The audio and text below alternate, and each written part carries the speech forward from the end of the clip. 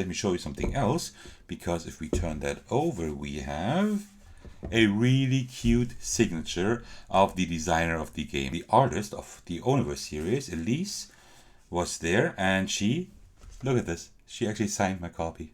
I got a signature here as well with that little guy. I also have, ta-da! I also have a signature, and what I got from Andreas, the designer, I got an autograph, and he signed my copies as well. Look at this. Isn't that amazing?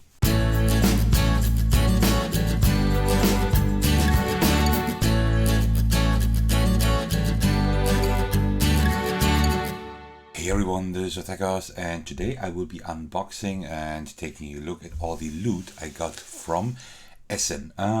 Small disclaimer, I'm feeling slightly under the weather, so I've got a few problems with my throat, probably because of, well, 3 days of Spiel, having to speak a lot aloud against all the masses there, masses of people, so, but that shouldn't really detract from the experience. Alright, so there's a lot to get through. This will be a pretty long video, so I suggest we get started. So I intend to take a look at every game that I got, and I will start with Wormholes by Eldorado Entertainment Group, because this was one of my most anticipated games of this of Spiel. So let me just open this up. So I already said that in my most anticipated games video for Spiel, that this is a pick up and deliver game, and you can like create these little wormholes in space that you can use as a shortcut to get from spot A to spot B, but the other players can also use your wormholes to skip ahead a little bit, but they have to pay you somehow. So that is a pretty cool mechanism.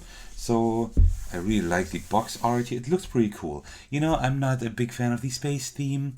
There are just too many games in space. But here with the wormholes, it does make sense to have like these shortcuts. It does make sense thematically, so it's fine. And yeah, the box is sturdy. It looks really nice. I really like the look of the game. I saw it actually on a table. I wasn't able to play it, but it looks pretty nice. It also supports up to 5 players, which is great, and also it has a solo mode. I don't know how that one will work, because you don't have any other players using your wormholes, but let's just see. So let me just open that up, and then let's take a look at the rules first. There we go. So we have the objective here and the components. The setup, that is pretty well done. I like that, like with the numbers. I always like it when everything is numbered and you can see immediately where you have to put it, right? Okay, and then we have the first turn overview, how you move. And let's see. Then you have free actions. Okay, so it just pretty much tells you everything you can do, and then the end of the turn. So there isn't too much, just a little bit, and then here's the game end, and then I suppose then we will have the solo variant. Understanding the map. Okay, so it tells you a little bit more about the symbols here, about things you can see on the map, and then we have the solo variant, which isn't too long. But oh, there actually is an AI. I would have expected that this is some kind of scoring mode, but that's pretty good. Okay, cool. And you have different difficulties the way it looks like. Okay, that's pretty cool. So the rulebook's laid out fine. It isn't a whole lot, so this is a pretty light game, I think. And that was exactly why I wanted to get it, right? Have it like a light pick up and deliver game that still has some really unique and cool ideas. Okay, cool. I like that. And then what do we have here? So we have some tokens here. Let me just punch one out. Oh yeah, these are pretty sturdy and thick, so they are just nice to handle. And then we have these graphics here. This is a first player token. I really like these, and they are double-sided, which is always a plus, but I think that's mostly standard nowadays. But yeah, it looks pretty nice. I like the art style, and here as well. I just like the colors here, and these are probably for the different players, I suppose. Maybe, because it's 5 different colors. But yeah, I like it. These look pretty nice, and these are like triangular kind of money tokens, so that is pretty cool. Okay, but there isn't a whole lot of components here, and here we have now the main stuff. Okay, that is gonna be exciting, because I really want to take a look at the maps first, and they're double-sided. That's what I was hoping. Okay, so I don't know how large the map will be, but we have some baggies. But it seems like you will have quite some variety here, because you can probably just put them any way you want to. But there are some, I saw something here, like a 2-3. I saw here that 2-3. Is that the player count? Maybe it is 4+. Yeah. So we have different maps for different player counts, which is pretty cool. And then they are double-sided and they look really nice. I really like the look of those. Really nice artwork. Seriously, nice. Also nice touch that the inlay here has a little bit of printing, and now let's remove the insert as usual, but there's nothing under there. Okay, because veterans of my channel know that I always look under the insert, because sometimes there is something there that is hidden, but that's not always the case, and here it's not the case. Okay, cool. So how do I get back in here? Like this. Okay. So, and then we have the cards. We'll look at those at the end. And then we don't have a whole lot anymore. We have these tokens here. So we will, of course, take a look at those. And so let's take a few out. And, oh, they look nice. I will show them to you close up in just a second. And they feel good too. Oh, they feel really nice. They are very light, but they feel wonderful. And also we have these little colored spaceships here. So let's take the red one as an example. Come on, there we go. So let me just put them here like this, and then we can take a look at them. This time I will not this time I will do it with a free hand cam and see how that works. Oh, these stick together, but they are fine. So let's take a look here at in close up. So you can see that these look really nice. They're a little bit shiny. You can't really see it in the camera too well, but they are shiny here a little bit, so they reflect, which is cool. And then we have these spaceships here with the custom shape. So these look really cool here. Very nice. Okay. And yeah, then we still only have the cards left. These probably, I don't know what they do. These are probably the missions, right? I mean, it is a pick up and deliver game. So you will have to pick up and deliver passengers at some point. So these are the backs here, and let's take a look at these just a little bit close up. Let me just get the camera here so we can see like a little bit of the artwork here. I don't quite know. So you see like at the top right, you see like how much they cost. And then I don't know, on the left maybe that indicates the passengers, like these strange symbols here. Almost looks like it, but I'm not 100% sure. But these look really nice. I like the artwork a lot. Really nice artwork. The cards are okay. They are nothing special, but they are definitely enough for what this game is. It's not a deck builder or anything, so the cards don't need to have like the most amazing quality. So yeah, these actually do look pretty nice. Very cool. Okay. And now, that was pretty much the unboxing of Wormholes already. What I really enjoy is that there don't seem to be too many rules. That's one thing. And another thing is that don't have a whole lot of components, right? So we have like these really nice wooden things here. And then we also have just a few cards, map parts, and then the cardboard tokens here. That's pretty much all. So there isn't a whole lot of components, which is nice. Also not a whole lot of rules. So looking forward to featuring that on the channel, because I will definitely play through the solo mode. Let's see how easy this will be to record, because I don't know how large the map is going to be, but I think it's going to be okay. So I'll definitely record that for the channel. Okay, so that was that game. And let's just stay with Eldrick Entertainment Group at the moment, and also Flat Out Games.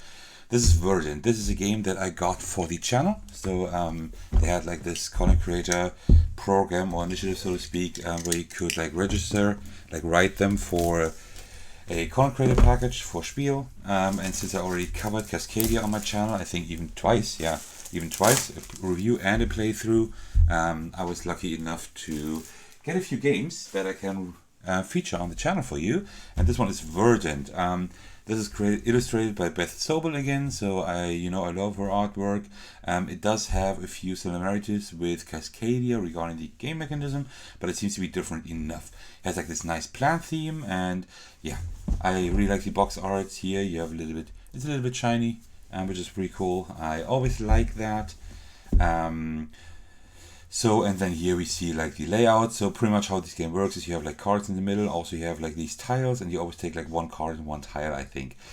Kind of along those lines. Maybe not exactly, but kind of like that. And then you have like your grid of cards where you play like your cards and your tiles. So it does have similarities there, but it is a little bit different. So you will have to try to arrange like furniture and plants in your room. So let's just take a look inside what we have here. Okay, so first of all, of course, we have the rules. Let's take a look at those. Oh, there are definitely a little bit more pages than in Wormholes. So we do have the components here on the left and on the right as well. That's pretty cool. And then we have the setup. And with the setup example, with numbers again, you know, it's becoming standard, but that's something that I really enjoy. And then here we have give the overview, turn summary, like with imagery. That is nice. Oh, that is really well laid out. I think even a little better than Wormholes. And then here we have already endgame scoring. So it's not that much. It's like 4 pages of rules, right? So we have endgame and scoring. And then we should have the solo mode. Exactly, there it is. But it is a scoring mode here. So for those people who don't like solo modes that just aim at a better score, just something noteworthy. And then here we have variants. We have a family variant again. Great. I'm saying again because Cascadia also has one. And that makes the game even better because you can play it with pretty much anyone. And then, and there again are achievements, just like in Cascadia. So you can just replay the game over and over. That is really great. And you can do that in multiplayer and in solo games, just like in Cascadia. And then we have more achievements, and we have like just clarifications for the gold card rules. And here you have a little bit of trivia, like where you can find these houseplants in the world. Cool. Really nice. Looks good. I really like that. And now, I like this art style. But I mean, it's illustrated by Beth Sobel, so what can we expect, right? We can expect great artwork. So let me just do maybe a close-up so we can see it a little bit better. So yeah, these tiles look really nice. I really like the colors here. The color scheme is wonderful. Also with the little backgrounds that are a little bit different. That is really cool. And then we have these little pots here. Let me just take one out. Yeah. Oh, they're really thick and sturdy, and like these little pots here. So that is pretty cool. I really like that. And then we have like the thumbs here. I get that, a green thumb, right? That's probably the idea here. And here we have even more colors here, more tokens, and even more tokens. All right, cool. That is nice. And then let's see what else we have here. So we have the plant tokens. Oh, these look really cool. Let me just put them here so we can take a look a little bit closer here. So yeah, really nice little tokens with a lot of attention to detail here with the little leaves and everything. These look great. Made from wood, and yeah. I always like nice tokens. So while I unpack the cards so I can show those to you, there have been a few comments on my channel that I prefer looks and component quality over gameplay, and that is definitely not the case. But of course, as with everything, if something looks and feels nice, it always elevates whatever that is trying to do, right? And if a game just feels and looks nice, it is of course a much better feeling to play it, right? But of course, if the gameplay doesn't hold up, then all these components don't matter at all, right? But there's also like this thing that if a game has like good gameplay but the components are really bad, then I still like to play the game, right? But it just doesn't feel as nice playing it, right? So it does do a whole lot there. So it's pretty much like in a video game, graphics are not important to me, not really, right? But if the graphics do look really nice, it just adds to the gameplay experience. You know what I'm saying? So, I mean, there is a case to be made for that. Okay, then we have a scoring sheet here. This looks pretty much similar, very similar to Cascadia, just of course different colors, different layout and everything. And then we have even more plant tokens here. These are pretty much the same. I think I don't have to show them close up. Pretty much the same. They are just darker and they are larger. And yeah, they feel nice as well. I just like these wooden components. This is always a nice touch. Then we have this cool bag here, just like in Cascadia. This is really sturdy. Wow, this is great. This is great quality and it looks really nice. Really, really great artwork. I like these printed bags. It just feels and looks nice. And then we have cards. So let's take a look here. Item storage. Okay, and this is, oh, I'm on the, yeah, okay, that was the wrong side. So here we have coin plants. Okay, wow, these look really nice. Really nice. Let me just put a few here so we can take a look. And then we have these where we put in the item tiles, right? That we can get. Let's just take a closer look here.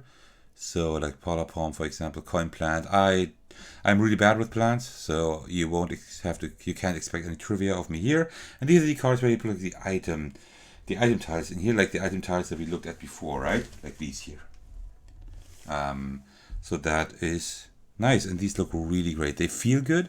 They feel really good. And they also look very nice. I mean, I just always like the artwork by Beth Sobel. Up here, like, I think these are very important. Like, we see like the kind of plant in the left, and then at the top we see like what the light level. I think it's like the light level or what light level they need, and that is something that is important. So you can, I think, receive those points here. So yeah, really cool. And as usual, and as we often see it in games, we have like a little bit of trivia down here in case you're interested in these plants you have there. Okay, and that I think is pretty much it. We do have another stack of cards here. So these seems to be some point cards, and then we also have more point cards and also more plants. Really, really cool. All right, and that is already pretty much it. While I get this put away, I will pause the recording because the church bells are going off, and in the meantime I can just get the next game to the table. And now that the church bells have stopped after too long time, we will just continue. So Cat in the Box, if you saw my little Spiel summary video, you know that I could not get this game first, but then some other visitors of Spiel I met at the hotel, they played it I think 9 or 10 times, and then they sold it to me because they said it was enough for them to have played a few times. So this is why I said, yep, I will definitely get this from them. This is a pretty pricey game for just being a pretty small trick-taking game, so to speak. So I'm going to be excited to see how the components look like. I really didn't look inside it, although it's opened. So this is a semi-used copy, right? It was played a few times, but only for like 2 days. So Deluxe Edition, well, that's maybe why it costed much. This is actually not a new game. A few years ago it already released, but this is now the newer and nicer version. I don't know, maybe they even did a few balancing. So this is for 2 to 5 players, and there are special rules for 2 players. So let's take a look. So we have the experiment manual. Okay, well, that sounds good. That is the rulebook then, of course. And then, okay, we have the components in the game preparation. And here you see in this experiment, crossed out, game. Play a number of rounds. That's pretty funny. And then we have the preparation phase, trick phase, winner of the trick, strength of the color. So I think there is a little bit to it. And then scoring phase. So this is a little bit longer, but I like it. We do have a few images here, which is pretty nice, but it doesn't strike me as like the greatest layout. I think you will have to like flip back and forth a lot to look like for whatever rule you're looking for. So okay, so that's one thing, but it looks pretty cool. It's well done with this experiment kind of flavor, so that is pretty cool. And then here we have the board for the middle. This is pretty cool because here you put in like the tokens to denote which color is already used. This is this is where they played.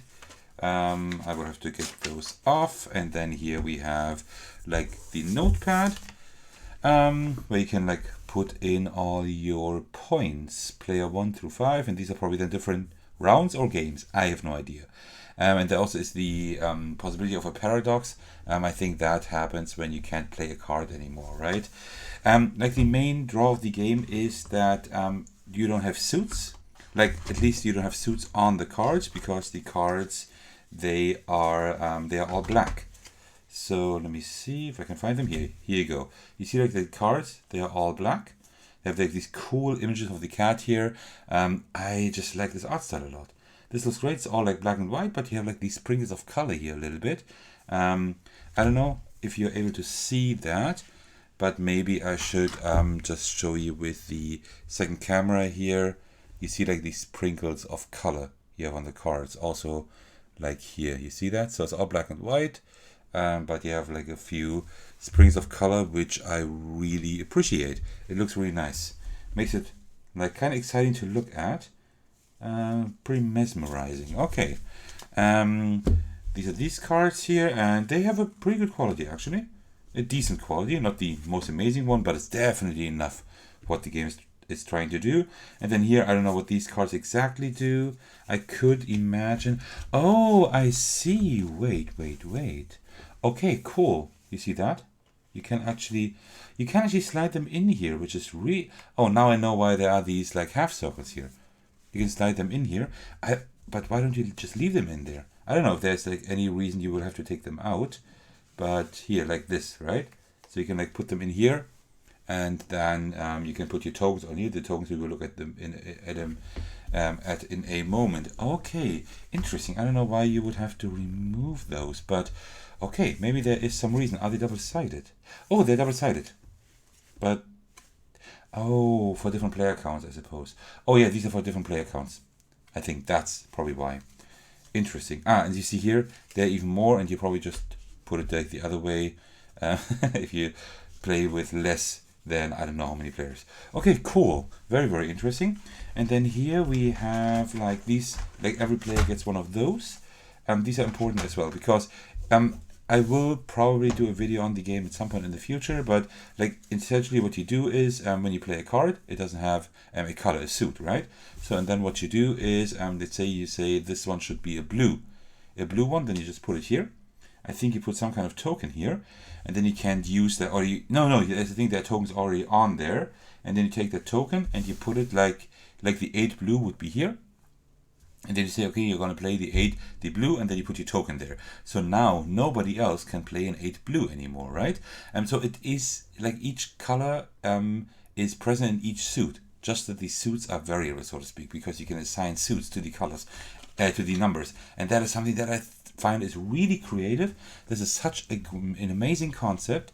Yeah, so the people who sold me this game, they said that there seem to be some flaws with the game. I don't know if that is true. I will have to see about that myself, but I'm pretty happy to try it myself now. And now let's take a look at the other components here. So we have like these tokens here, and they are actually custom shaped. Okay, that is really cool. So it definitely is not necessary at all to have like these custom shapes here. Like regular cubes would have been enough, but you know, I always like nice components. It does not save a bad game in theory, but it just is nice to look at. Let me just take a few out so we can take a look at them close up here. Let me just get the other camera here, and then we can see like these components. They are like made from plastic, like they are a little bit transparent. Like one thing I can already see is that the green one here and the blue one here, that these are a little bit similar in color. On camera they look okay, but if you have them on the table they look kind of similar. Also these two look kind of similar, the one on the very right here and this one. So yeah, for people who can't differentiate colors too well, this might not be perfect, but they feel really nice and they look nice. So these are some really great components. I don't know if that would have been necessary, right? You could have just taken usual cubes and then reduced the price because this game is really pricey, in my opinion. Nothing under the insert, but yeah, it does look very nice. So I hope that the gameplay holds up, because while I do like the trick-taking mechanism, there aren't like I don't know too many games that do like something really amazing with it, right? There are games who do good things with it, but this is like really creative, right? Like the trick prediction and everything, that is nice, all well and done, we know that, but this here is actually something really, really creative, and I can't wait to try this out. Okay, that was Cat in the Box. I like the look of it. I like the theme, like with the cat.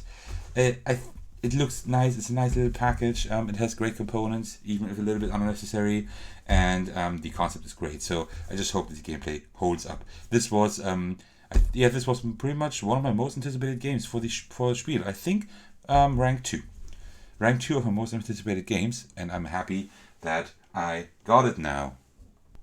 The next one is a surprise. It's Waggle Dance. I don't know if you heard of that. I haven't before because it wasn't part of my video.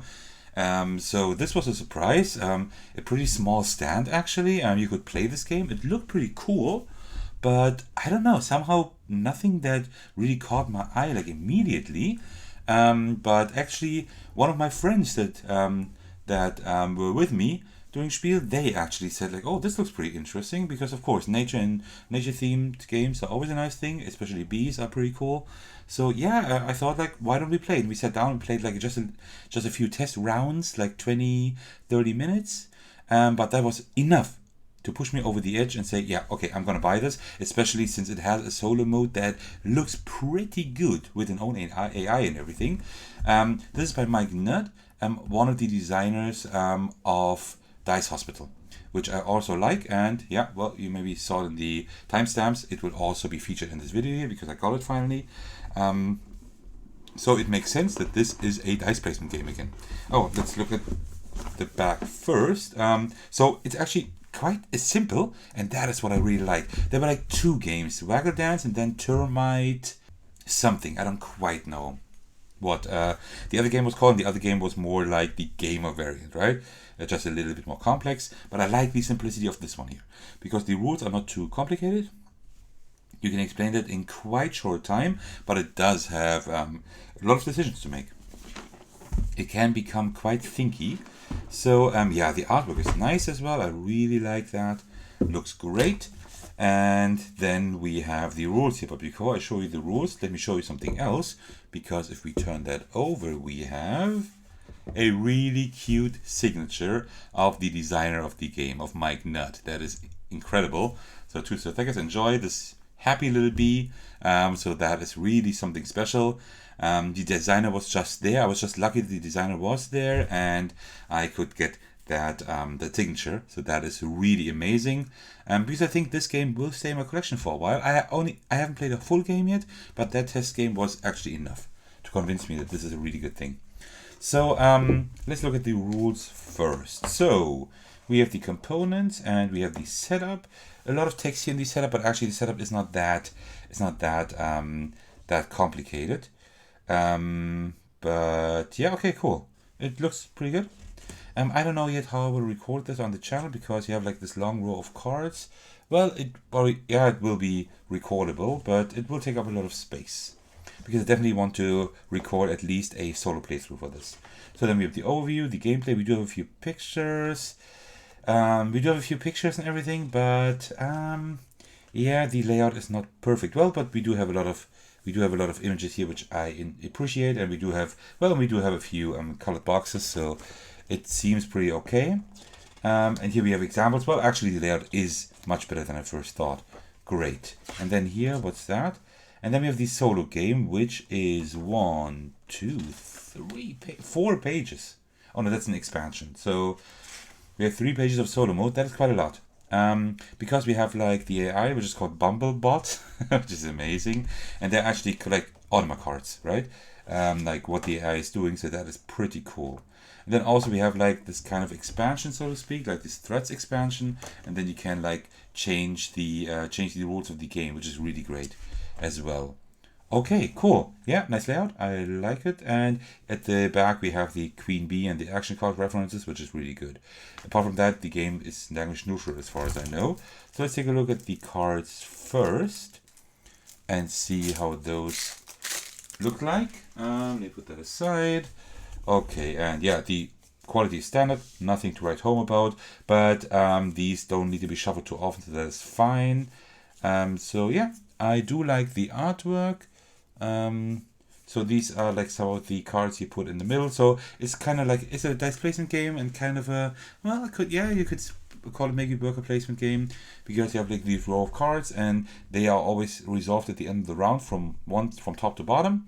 and you know that, and then you can put here, when it's your turn, you can put one dice on one of these cards, and then they do something, right? But you have to have the right numbers and everything, but you can combine quite well. And here in the middle, these are the most important cards. These are like the flower cards where you can get the resources, like the nectar, that you need to actually turn over those tiles to the honey side to produce honey, because the player with the most honey at the end of the game wins. And this game is really fun. We needed like a round or two to understand everything well, but really it's not that hard to get into, but it's really thinky, and I like that. If games do that, right? That they are quite simple to understand, but they do offer quite a bit of depth. Okay, then we have these dice here that are really colorful and nice. Like each player gets like one of these colors here, right? And then we also have components here. So we don't have to look at everything because these are just pretty much just standard resources. But let me just, well, actually let me put them out here. So we can take a look at those. So we have these dice here. They look really nice. You see like the pips are a little bit angular. So that just makes them look a little bit special. You have like some of these have like all of them have like one side with a bee on them. This is not a wild, as I first thought when I played the game. This is just the one, but it's just nice to have like these bees on there. And then we also have like these components here. These are not player pieces. These are actually these nectar pieces, right? That you collect to turn your tiles into gold. They are like small wooden pieces. They look good.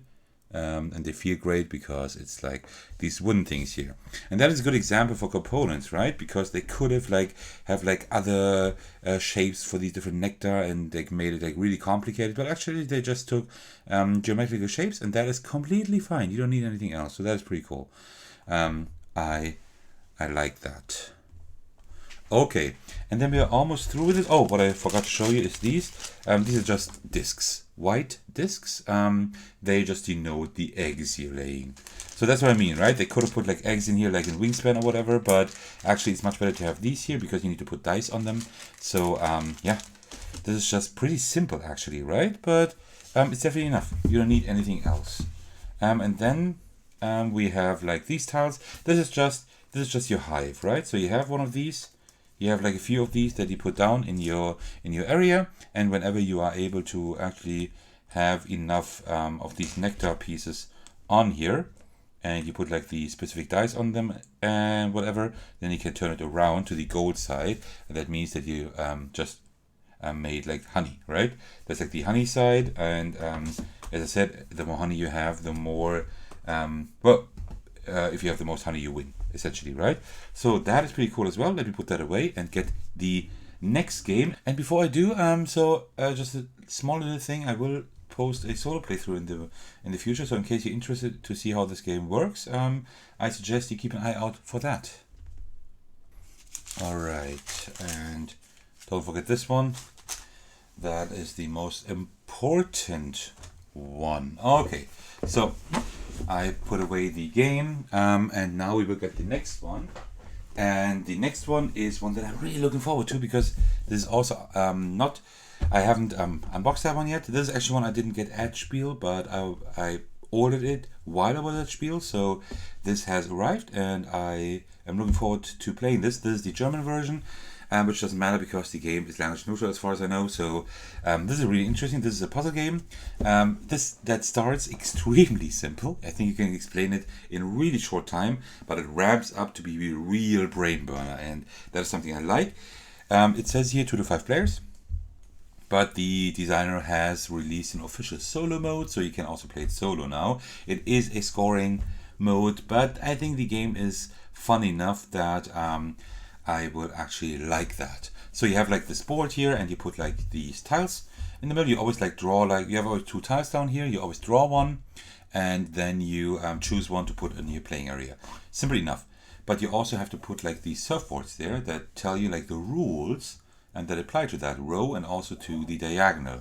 So at some point you will have like a lot of surfboards, you will have a lot of tokens, and then when you have like these tokens here, it's going to be really hard to put them, right? Because you already have all of these rules, and then it becomes a real brain burner.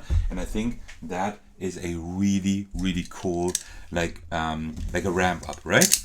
Because it's easy to explain, and then you learn as you go, and you get used to the game as you know, as you go, and then but then it becomes like really, really thinky, and I'm pretty sure that I will enjoy that. Okay, so let's take a look. Oops, I really like the artwork here. Very cool. Oh wow, you have like these thick wooden tiles. Well, color me surprised. That will be a really great feeling. But let's take a look at that in a moment. Let's first look at the rule book as usual. Oh, wow, really? That is really short. So, it's also thin, but it's short. So we have the material here, then we have the setup here. So there aren't any numbers to indicate, but it's just 3 steps. So it's really interesting. Everybody gets a board. Then we put, every player gets all of that stuff, and we put some stuff in the middle, and that's pretty much it. Wow, that's pretty easy. And then we have like, okay, they say a little bit about the tokens here. Then they say how the round works, which is just actually like 1 to 4. No, 1 to 5. Yeah, it's just 5 steps, I think, right? Is there any more here? No, and that's it.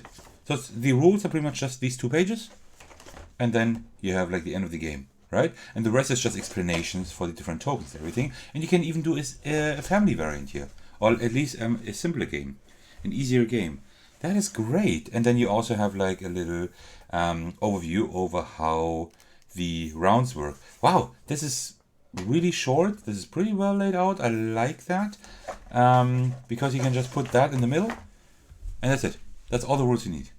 That is pretty incredible. Nice, I like that. So this is actually a simpler game than I thought, which is good, because I'm always on the lookout for games that you can just bring to the table quite easily, right? For myself, the games can be really challenging. I like that, but if I play with other people, it is not bad. So these are double layered. These are these boards where you put like the tokens in here, right? Double layered. It is not necessary really, but it is definitely very helpful, because you will have a lot of tokens here, and if something happens and everything goes off, like then you have nothing to like, then you don't know where these tiles were, right? So that is a good thing. And on the back side we have like a little illustration, which is the one from the rules and also from the box cover. So that is cool. Very, very nice. Really nice. And it's great that you can play it up to 5 players. It has a solo mode, so that is wonderful. Looks great. You have like the player color done here, right? In blue, orange, green, like this teal kind of thing, and also pink. Really cool. Okay, and then we have all the tokens here. They are pretty large. I don't think I need to do a close-up of that, because they're quite large, which I like. No insert here, but we have like this sand image here, which is pretty cool. So let's take a look here. So the cardboard, yeah, it's just regular cardboard. It's sturdy, it's nice. So that is good. Like we have these clamshells here, whatever they do, and these are these surfboards, right? So these surfboards, let me just show you, these are really big, and what you just do is whenever you place like a surfboard, you just put it in there, right? You just slide it in here like this, right? And it fits really well. Yeah, it fits really well, so that is well produced. And then this one denotes then how what rule you have here for this row. For example, like 2 of the same, and then 3 of a different kind. So that is pretty cool, because you have on the tokens, I will show that to you in a minute, you have like you have numbers, and also you have symbols, and this denotes like symbols like the ABBB. For numbers you would have this number symbol here, right? Like all numbers need to be different for that one, for example. All right, and they are double-sided, which is pretty much a must with that many tokens, but that's great. And you see they have like the different player colors, right? So each player has access to exactly the same tokens, which to the same surfboards, which is really great. So it's not that random, right? Because like the scoring conditions are the same for everyone. It just depends on where you put your tokens, right? And these are all the same. So that is pretty much already it, because each of these sheets is the same for the player tokens.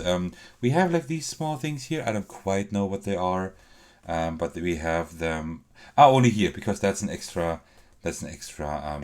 board here. Okay, really cool. Now let's take a look at the tokens. Let me just put that here first. First of all, we have this bag. This is where you pull the tokens from, and this bag is huge. I mean, okay, we also got like a lot of tokens, right? The bag is definitely bigger than it needs to be, but it's great because you can just like really get in here with your hand and take out the tokens. It's pretty cool. I think that's a cool thing. I've never had such a large bag in a game, but I mean, why not, right? So, and here, apart from the most important component here, we have like these tokens, and these are made from wood the way it looks like. That is really cool. Oh wow, yeah, these feel great, these look good. Let me just put a few here on the side so I can show you with the second camera how that looks like, and they look really nice. Yeah, these are like nice, thick, as you can see, and sturdy, like wood components, and yeah, the images are very nice as well. So yeah, really nice components. It just makes a difference if you like reach into a bag, and instead of like cardboard that is maybe kind of hard to distinguish, do you have like one or two? It's much better if you have like these, right? But it wouldn't have been necessary, right? Regular cardboard would have been enough. But one thing that is good with the wood is if you had regular cardboard, it would be a little bit tougher to actually put the tokens in here, because, right? I mean, it's double layered, and then you would have a hard time to get them out. Like this, they are a little bit higher than the player boards, right? And you can get them out really easily. So that is actually there is a reason why you have these tokens there in that quality. All right, that's already 5. I will also do a playthrough of that on my channel for sure, 100%, because that is something that fits my channel just really, really well. All right, this will be a really long video. Wow. I hope I will be able to record it in one take today. I might have to do different, have to do it over several days. But let's try to get through it. We have Minecraft Portal Dash. I already own Minecraft Builders and Biomes, which is a pretty decent family game. And this is now a cooperative board game. There are like 2 new Minecraft games, this one, and then there's also a family Minecraft board game, which is probably even simpler than Builders and Biomes. But I wasn't interested in that yet, but I thought like a cooperative one that you can also play solo. Yes, please. Sign me up for that.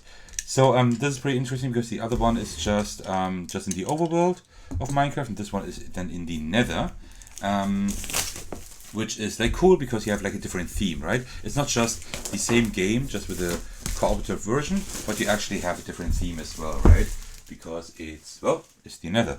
I don't have to say a whole lot about the artwork, right? It's good. It's great because it's the Minecraft artwork, right? So yeah, wonderful. And then let's look here. So first of all, we got, okay, well, let's start with, let's just put these cool things aside, and the baggies as well. Let's take a look at the rules first, as usual. Give me a second. Whoa, that is a really thick, huge, oh wow, okay. Oh wow, that is a very, very thick rulebook. Oh, right. Just like in the other game, we have different languages. That's why. All right. There is no English language in here. It's just German, Italian, and Spanish. Are you serious? Well, I don't get that. There should have been an English version in there. Is there no English version? No. Wow. Whoa. Why is that? I don't get this. This is something that I really don't like. But okay. So, Portal Dash. So we have like before you start, and then we have like the setup, which is quite intensive, quite a lot of setup here, looks like. Okay. And then we have like the aim with the game, and then what you do in your turn. That is not a whole lot, you see. That's not a whole lot. And then we have that cube again.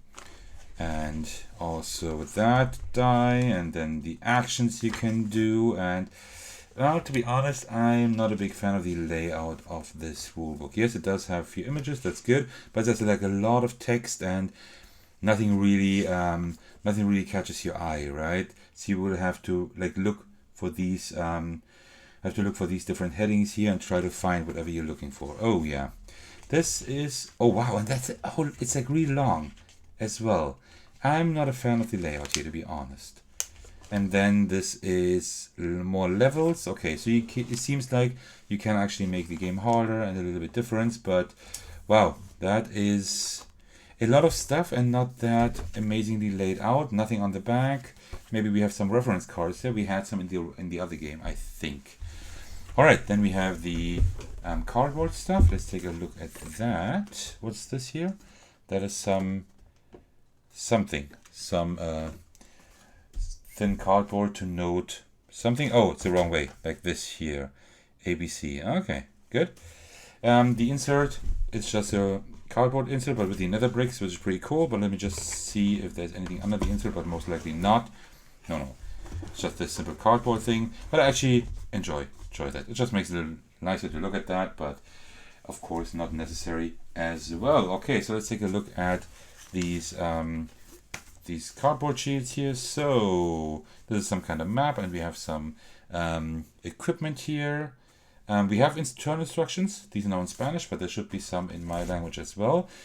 Okay, and this is, I think, for the cubes, because we will actually have like these cubes that we arrange in one large cube, where we can pull like resources from, and this is, I think, where it is like placed on, so you can like push it around on the table.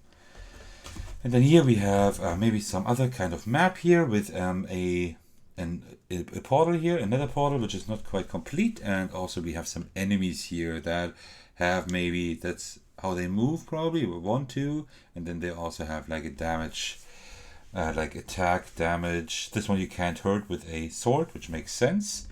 The gas can only be hurt or mostly be damaged with a bow anyway in the game. Alright, so, and here we have more maps. We have, these are the player standees, and also, oh, we seem to also have blazes, like blaze spawners here. Okay, cool. Pretty nice, and that is pretty much it. Yeah, that's pretty much it.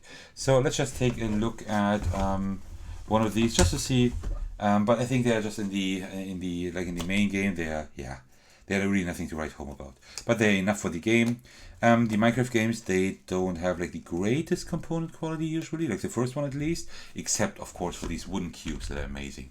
And the rest is just, it's just regular cardboard. Not even very thick, but I mean, it gets the job done, right? Yeah. So, then let's take a look at one of the main attractions here. That is these cubes. These are arranged, these are like placed in a large cube, right? Just like build up a large cube. And these are just wood cubes, but they are nice because they are really big and chunky, and these are like the components, like the resources you can get. In the first game at least, and here I guess too. So I guess we have gold here most likely. The red one, I don't know. I mean, you don't collect lava, right? Maybe that's magma still. Magma? I'm not quite sure what that is. What is the red component? Because, well, I don't know. Maybe nether wart? I'm not sure. Because it shouldn't be redstone. And then we have all the black and gray ones. Oh, it could be that the red ones are, that these are wilds, because we had like emerald as a wild in the first game. Okay, cool.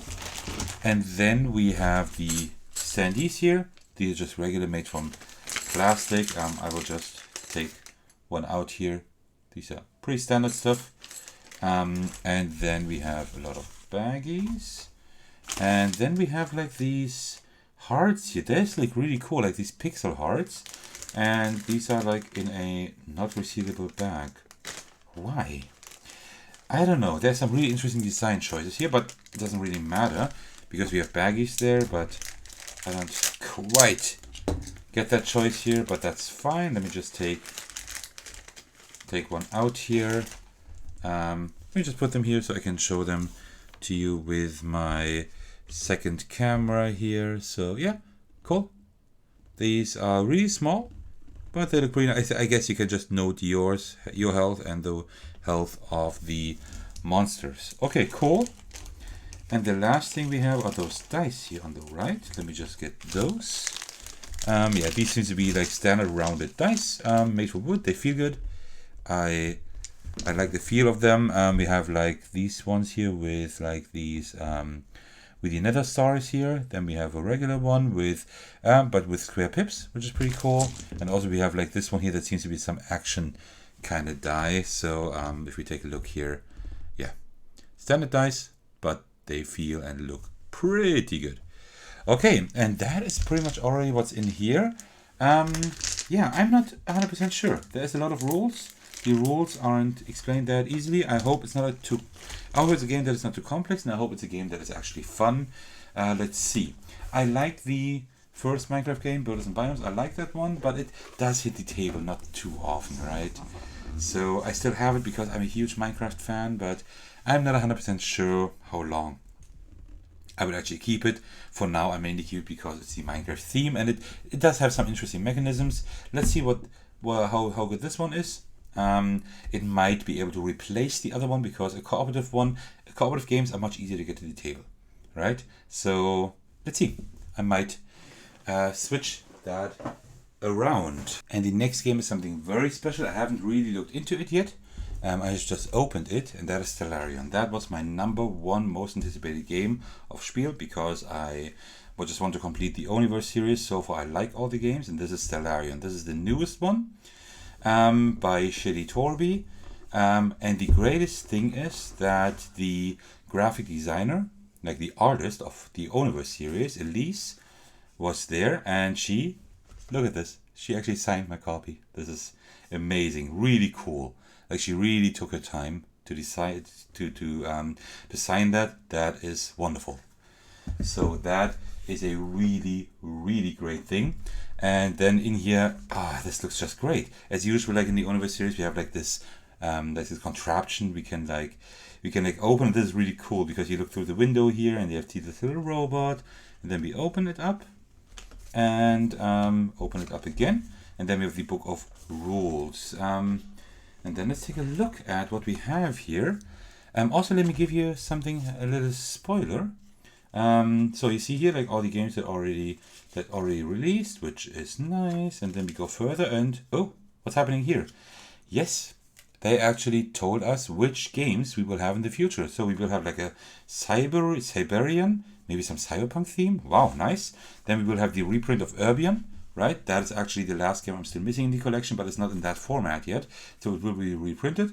And then we also have Ultimian, whatever that is, and I think that was it. Yeah, that's it, but that's pretty amazing. So we already know the next few games that will release, and I hope I will get those as well, just to complete the series. So this will be a huge series, which is great, because so far all games are good, seriously. Okay, so let's take a look at the rules as usual. Let's do that first. So... okay, so we have the components here. The artwork is just great, as usual. I just love that. And then we have... it's a deck management game, which can be played solo or the 2-player co-op. Well, as usual, 1 or 2 players. We know that. But deck management, okay, cool. Interesting. So we have, like, this is the setup, I guess. No, this is the setup here for the base game. So, yeah, this is done pretty well. There isn't a whole lot of setup because the Universe series usually has not that much setup. Maybe Sylvian still has the most. And then here we have how the gameplay works, which is just pretty much just one page, which is incredible. And then we just the end of the game, and that's it. And then we have the 2-player rules, which are a little bit longer, but it's okay. And then we have all the expansions here. And how many are there this time? Let me just see. There are 4 expansions this time. Okay. And at the end we have the player aid, and here the powers. Would have been great to have that on the back page, but you couldn't have fit both. But yeah, okay. You will have to flip around, unfortunately, a little bit, but okay, great. I can't wait to look forward to that. And then let's take a look at the cards. I think it might be enough if we take a look at... no. Let's take a look at all cards. Just glance over them and see how they look like. I don't know how the game is played. We now know that it's a deck management game, but apart from that, I don't know how it's actually played. So, okay. Oh, nice artwork.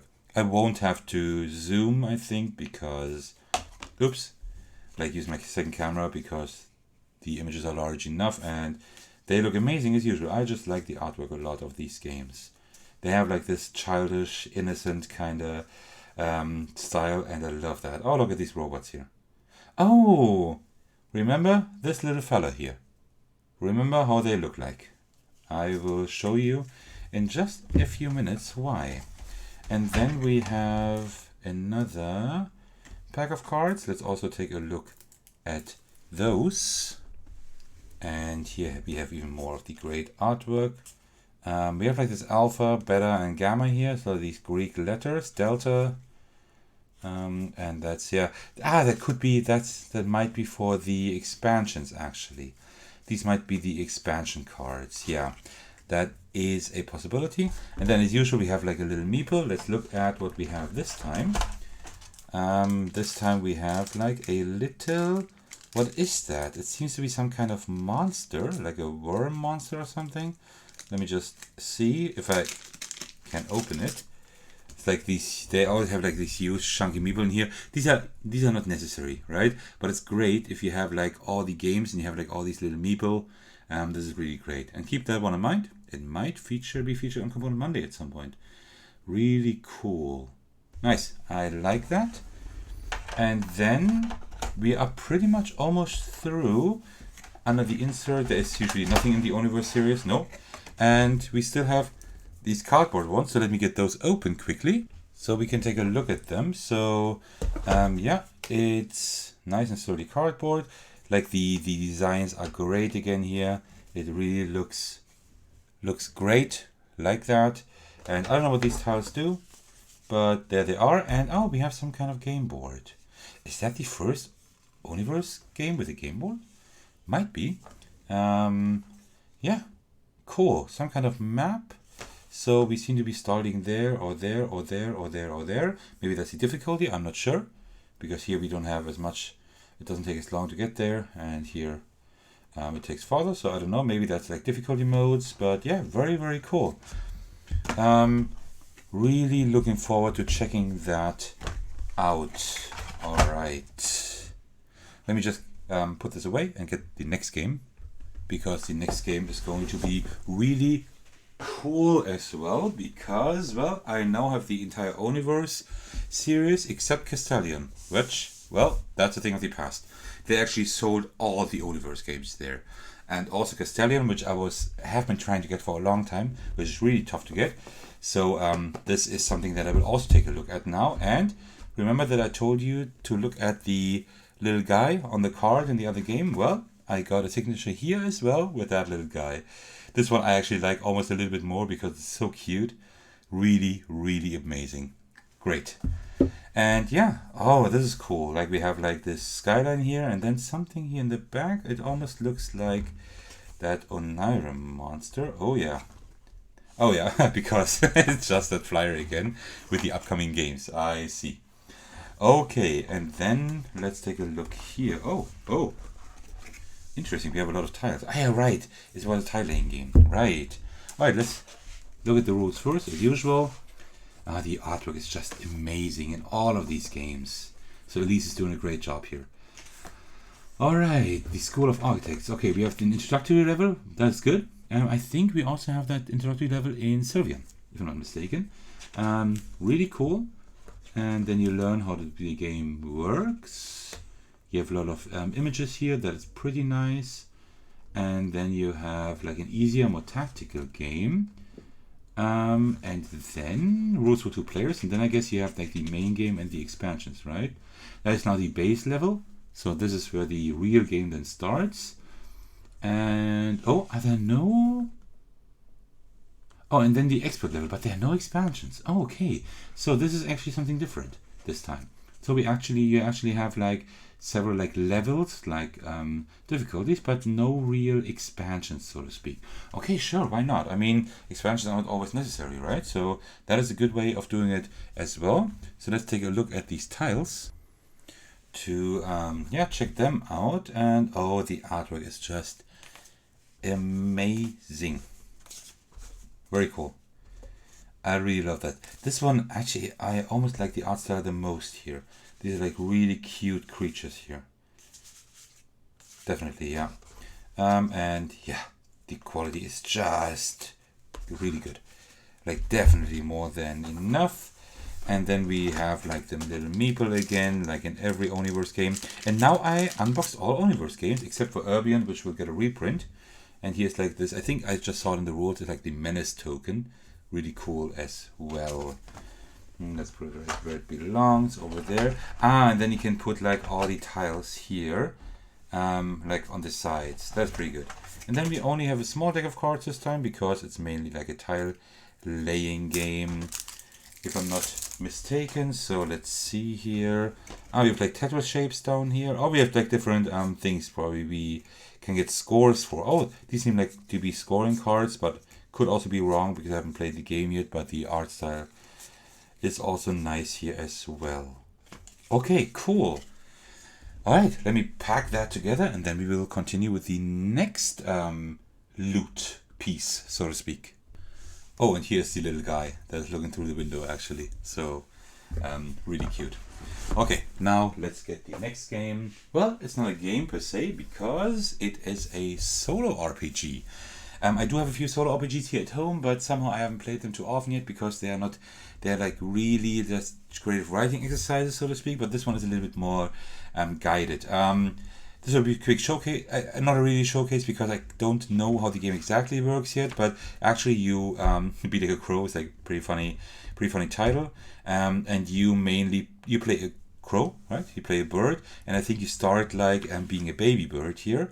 And you don't have to be a crow. You can like be one of these different birds here that you choose. They have like different, they have just different characteristics and stuff. And then you can choose a setting. And there are already quite a few crows in here. Not crows, but settings in here. So you have like urban crow, cyber crow, clockwork crow, right? These are like different settings here already. And then back here, I think you have like all the rules. Like how everything works, and you play that with a deck of cards. There was a custom deck of cards that wasn't available there, but I will pre-order it, so it will be even nicer. I plan to feature this RPG at some point in the future. So you have like, as I said, you have like these settings already in here. Like there are already like 5, 6, or 7 settings in here. So quite a lot to play through. But I also got like the Cthulhu setting, which is like a Cthulhu based setting, which is really cool as well. And then I got this little meeple. For that I will need the second camera here to show that to you. That one looks really cute. They had like a miniature first, but I got there like on the second to last day. I just decided to purchase that, and then they were out of miniatures, but I had this meeple here, which I enjoy a lot more. I like wooden meeples much more than like any miniatures, so I'm happy to have gotten that one here instead. That is really cool as well. That was a pretty short showcase. Now let's take a look at the next game, which is Finding Atlantis. Really cool. This is by Hyber. I might have pronounced them wrong in past videos actually, but they're called Hyber. And I got to meet Andreas, who designed this game. And this is an app, like a game that works with an app again. Just like they always do, and they are the designers of Soviet Kitchen Unleashed and of Houston We Have a Dolphin. I have videos for both those games on my channel, videos I highly suggest you watch if you're just remotely interested in that, because I really enjoy those games, especially Soviet Kitchen Unleashed, but they're both really good.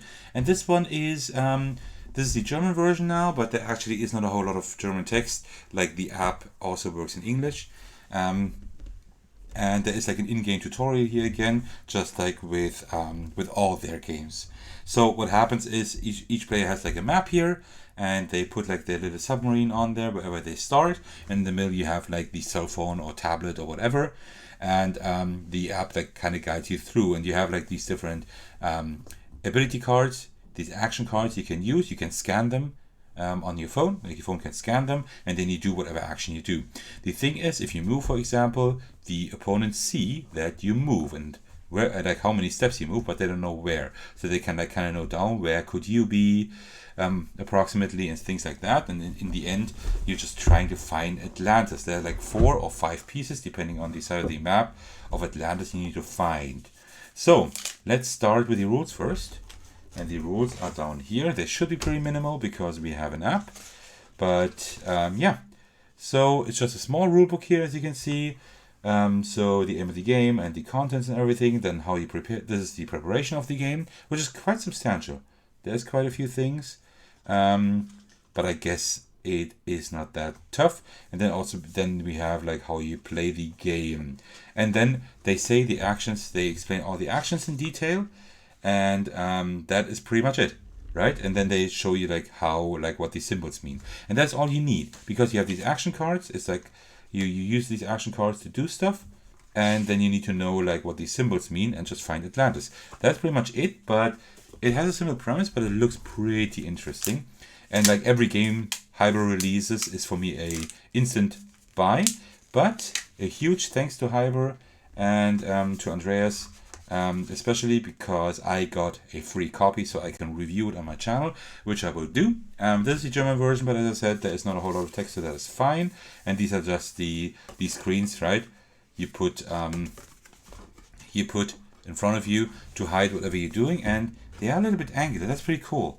You see that they are a little bit angular here, not straight. So they actually go a little bit into your direction. They're not completely straight like this, right? So that is good. So it doesn't fall over. Wonderful. And cool artwork. I like the artwork a lot. Is the artwork the same, just in different colors? No, actually not. We have unique artwork.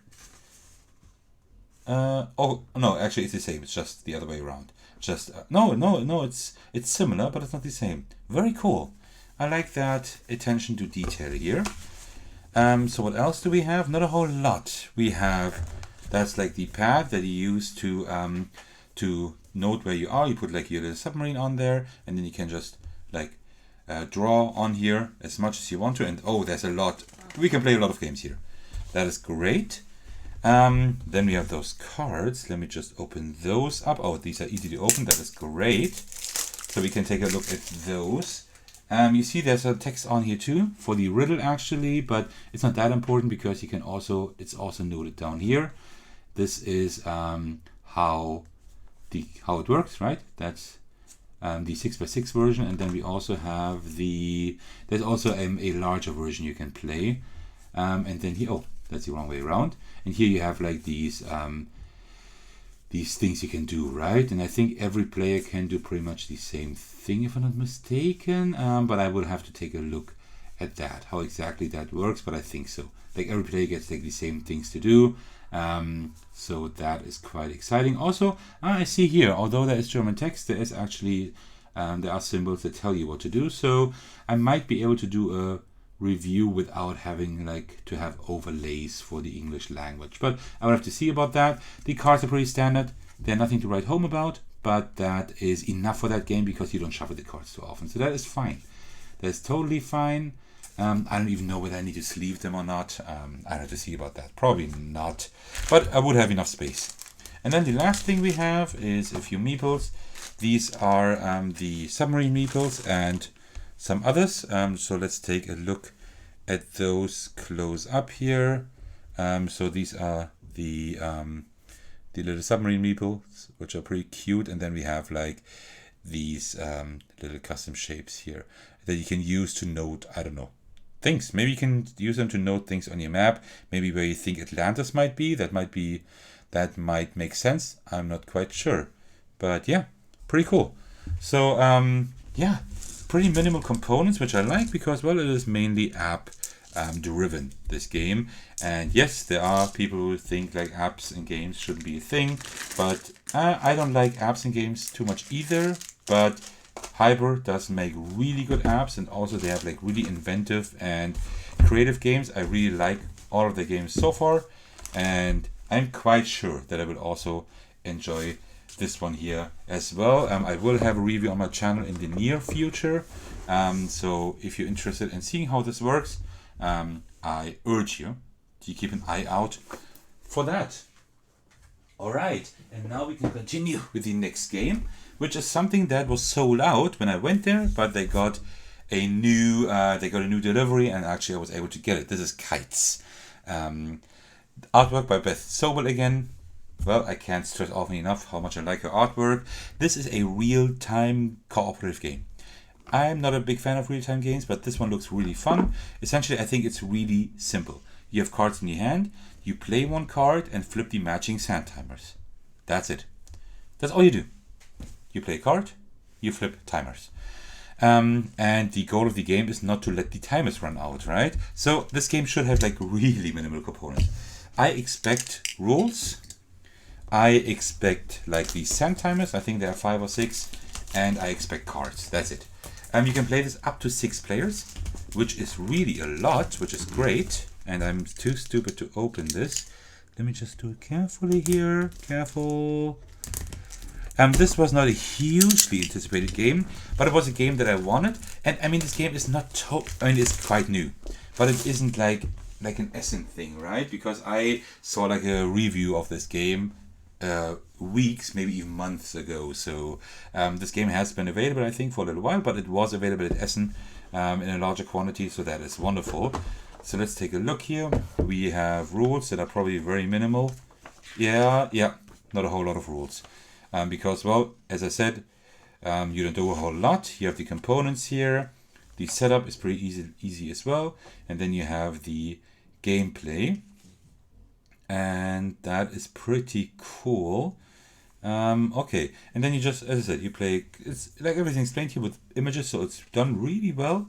Really easy, and I think that's already it, yeah. And then you have like the game end already. So pretty much like all the rules you need is this one page. Right? Just these 7 steps, that's it. And then it says here just some details, so it tells you a little bit more about how to play the game. There's a warm-up mode that makes it easier with 2 less timers, that's great.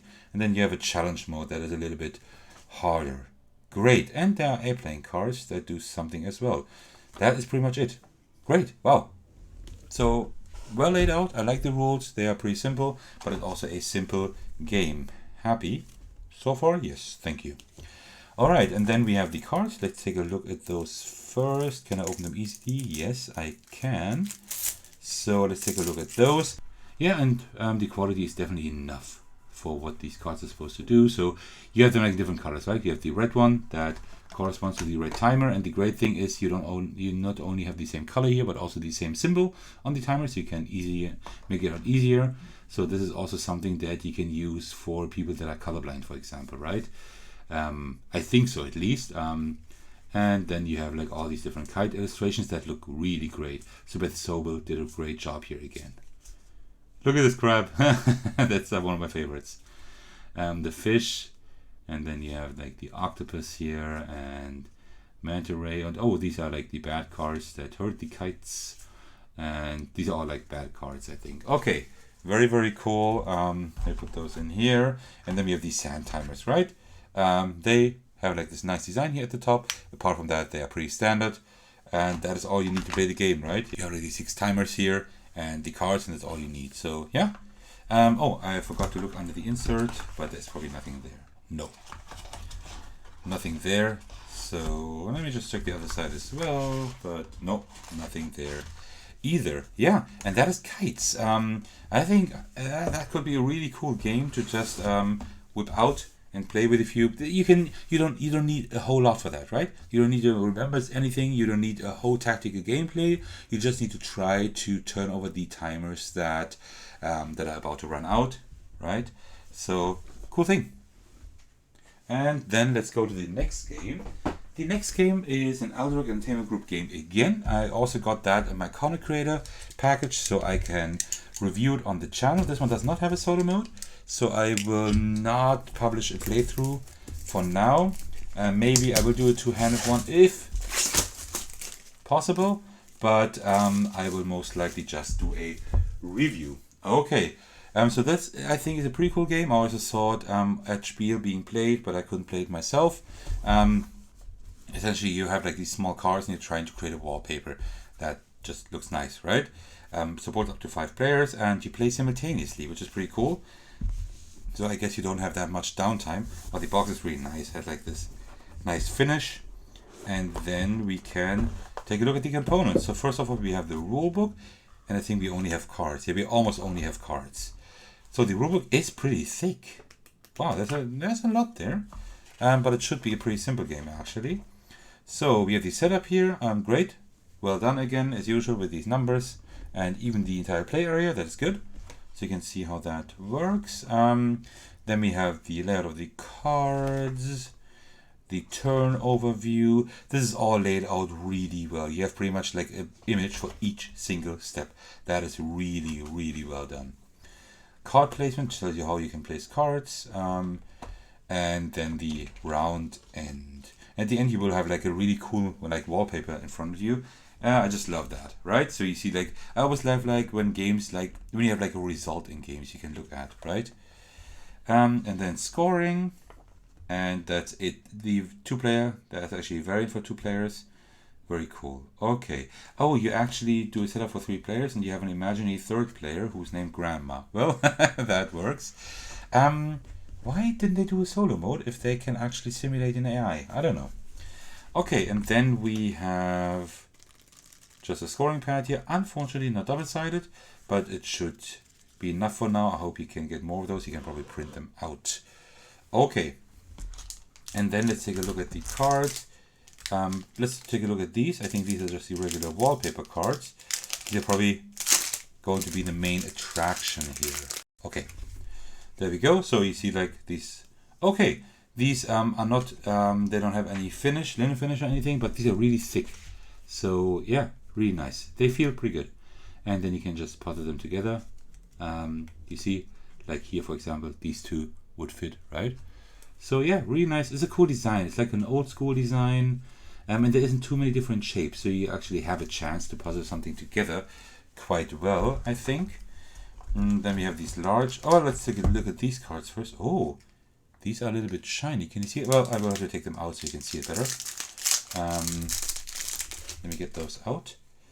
So these here are a little bit shiny. Can you see it? Yeah, we can kind of see it in the camera.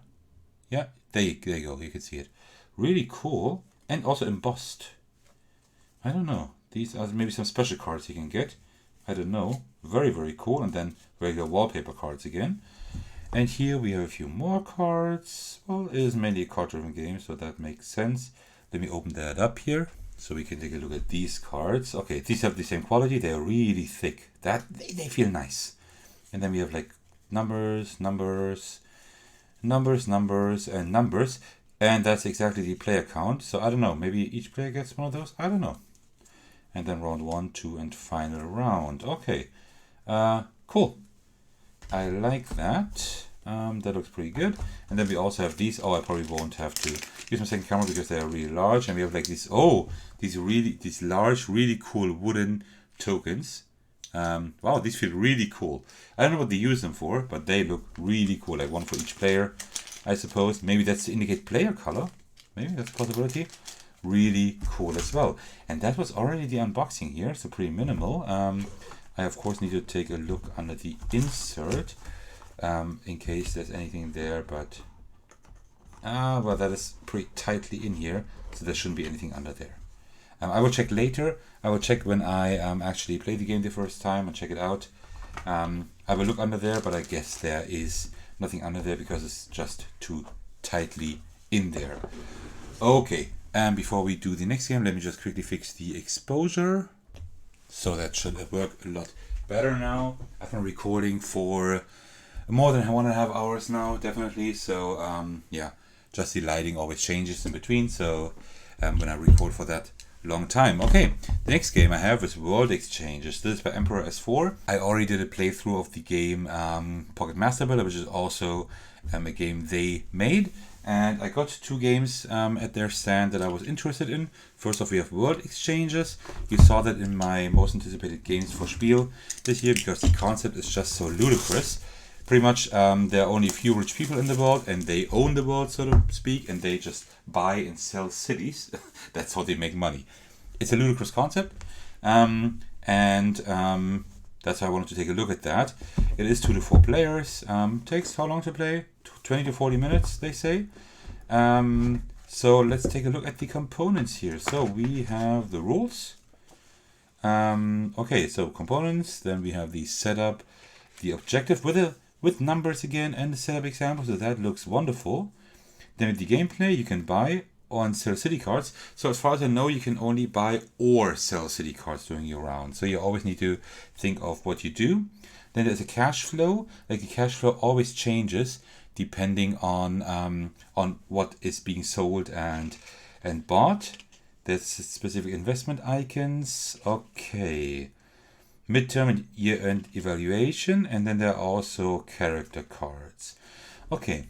Yeah, it's a little bit dark, so it's kind of hard to read, but it is laid out pretty well. So I think this, like, because you have like these huge, these really big and colorful headings, so I think you can find what you're looking for quite easily. But unfortunately, you don't have like a reference here. But maybe we have a reference card. I don't know. And then here, that's probably some kind of points you put here, I suppose. Like should look like this. Okay. And then here, these are you can actually write on them, right? You have like markers here because you always need to note your cash flow depending on what you buy or sell, right? So really cool. And there are different sides. A1, B1. You have an A and a B side. I don't know, maybe B is more challenging. I have no idea. And then let's take a look at these cubes first here, because I think these are just noted for, I don't know what that exactly does here, but you just put them on here to note wherever you are. I don't quite know what that means. And these are cool. These are really big and chunky. They look really cool. They just feel great. Well, but the red one is the largest one. Oh no, maybe that's not for the players. Maybe that's for that could be for the icons here. Blue, green. I don't know. Maybe. And then these are pretty much like pretty standard markers, right? I don't know how long they will last, but I think that will be okay. These are pretty standard, so otherwise you could just get new ones. And I don't know how good the game is, but this is also the publisher who published Pocket Master Builder, which is a pretty good game. Apart from the rules here look much better, and also they published Hanami Koji, which is a really good game. So yeah. Okay, and here we have like the characters. The cards are thick enough. They don't have any finish, but I think that's fine. I don't know how often you need to shuffle the cards, and the artwork is really nice. You have like this neon, futuristic, maybe even cyberpunky kind of artwork, which looks really cool. And you see like here, as far as I know, like in round 2 and 11, you get like the price noted down here, so you get actually more. Yeah, so that is pretty cool. It looks like the art style is really, really cool. I like that. It's simple, but it's nice. And yeah. That is pretty much it. Right. That is pretty much everything that's in the box here. Is there anything under the insert? No, these paper inserts usually don't have anything under them. Usually. No. There's nothing there. But as usual, I will also check in that insert when I take a closer look at the game itself. Alright. So, let me just pack that away. And speaking of Emperor S4, and speaking of Hanami Koji, I got Geisha's Road also, because I do enjoy Hanami Koji a lot. I've played that, but Hanami Koji always felt to me like it was a really cool mechanism that somehow needed a little bit more game. You know what I mean? And Geisha's Road seems to deliver on that, because Geisha's Road has the same mechanism, the same I cut you choose mechanism to support the geishas, like specific geishas, and get points. It's like a tug of war 1v1 2-player only game, but Geisha's Road does add a few new ideas to that, so it is pretty much like Hanami Koji version 2.0, and I'm looking forward to trying that. So let's take a look at the rulebook, which exists in both languages. Oh, that's pretty neat. And then we have the English one here. So the objective, we have the components, the setup is all numbered again, and we have like an image here that is wonderful. And then the gameplay. The gameplay is, okay, we see we have like 4 pages of gameplay. That is definitely more rules than in the base game, but of course, I mean, this game is a little bit more complex, but not too much, but very cool. Okay, so this is a I cut you choose game. And that is a really fun mechanism, and it's really done in Hanami Koji, and I guess in Geisha's Road as well. And the rulebook is laid out well. I like it. So, yeah, I think this is done pretty well. And then we also have the Chinese version here, which I won't be able to understand. Objectives to try. Oh, Oh, you can like have different conditions. Ah, the different conditions. Game specific, round specific. Okay, so I guess these are achievements. Oh, that's cool. These are achievements, like winning the game immediately at the end of round 1. Rush. Okay, cool. Come back, Hail Mary. Really cool. We have achievements now. These weren't present at Hamekoji, I'm pretty sure. Alright, so we have like these tiles here. Let me just see. Oh, they're really, really thick and sturdy. They feel wonderful, and wow, the artwork is great. This artwork is amazing. I will just put them here so we can take a look at them a little bit closer. Let me just get my second camera, and yeah, just look at this really, really great artwork. This looks wonderful.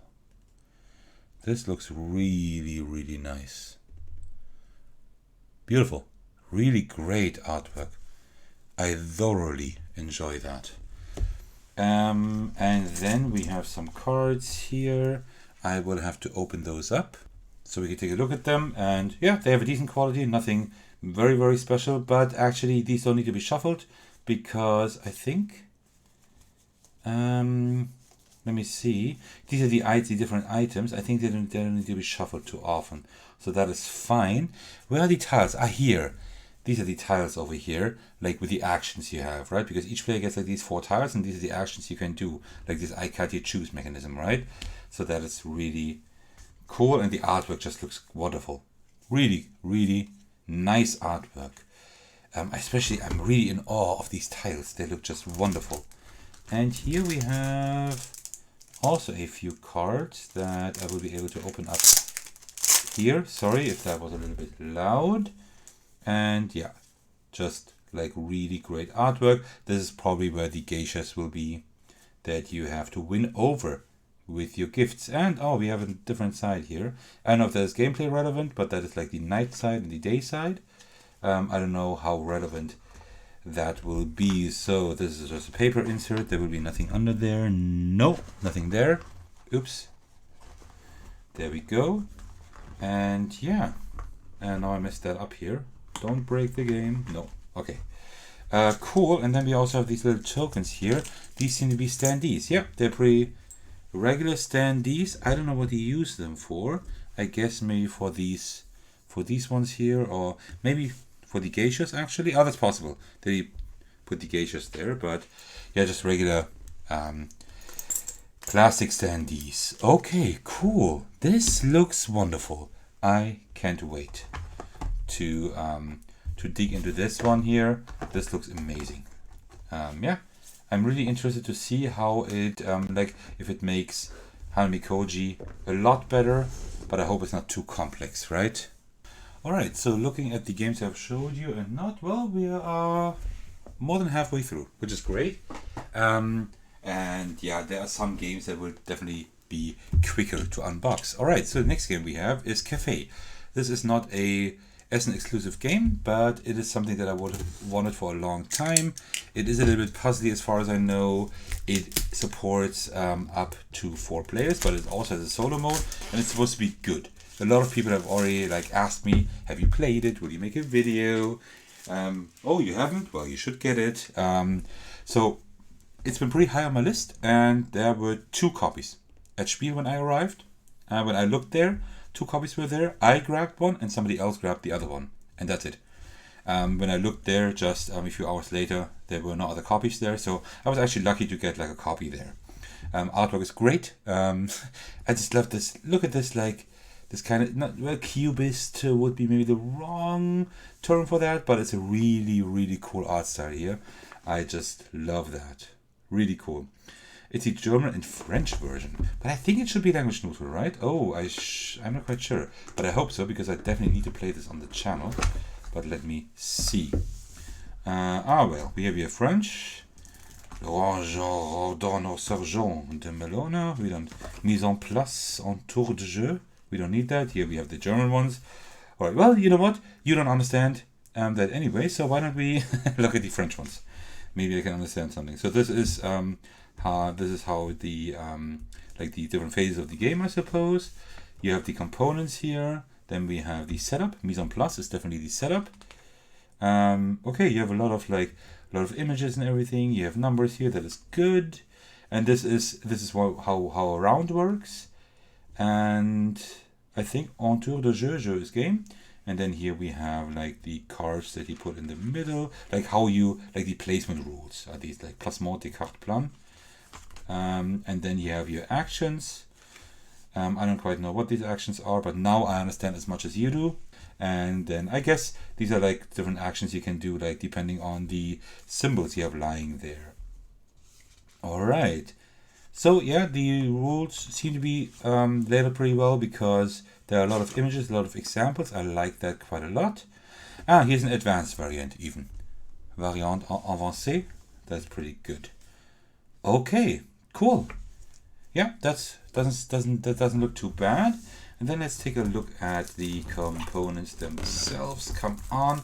And these seem to be, oh, I haven't looked at all the cards yet, but I'm pretty sure that this game was language neutral. If not, that I did make the wrong purchase, because then I should have gotten it in English. But I think these are pretty much mostly symbols and little images, and I can't get the plastic off here. There, come on, there we go. So these are probably for the different players here, right? So Café de Timor, de Brazil, Sao Tome, Príncipe, and Angola. And then, yeah, these are, yeah, this is definitely language neutral, great.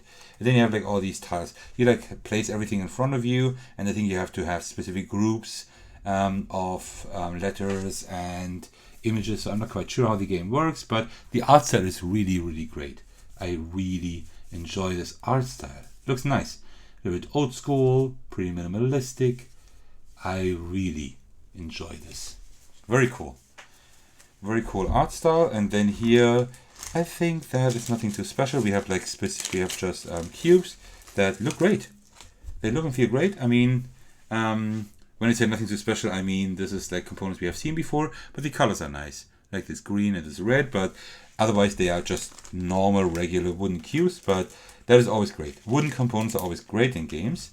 And here we have like white cubes. Like the one component that is really interesting is this here. That is a great piece for Component Monday at some point. Look at this. This looks cool. Let me show that close up with my second camera here. It's like a really huge golden meeple. It's really, really big. So that is pretty cool. Whatever you do with that, I have no idea. But cool. All right, nice. Yeah, and that is already it. Just to check, nothing there. And yeah, that is pretty much all for this game. So there are some games that are pretty quick to unbox. Mainly this is a video to show you what I got. But I mean, you can just use the timestamps and jump around in case you just want to see what I got and maybe just see the unboxing of specific games. Okay, let's get to the next game, which is a smaller one as well. It's another game by the Alderac Entertainment Group.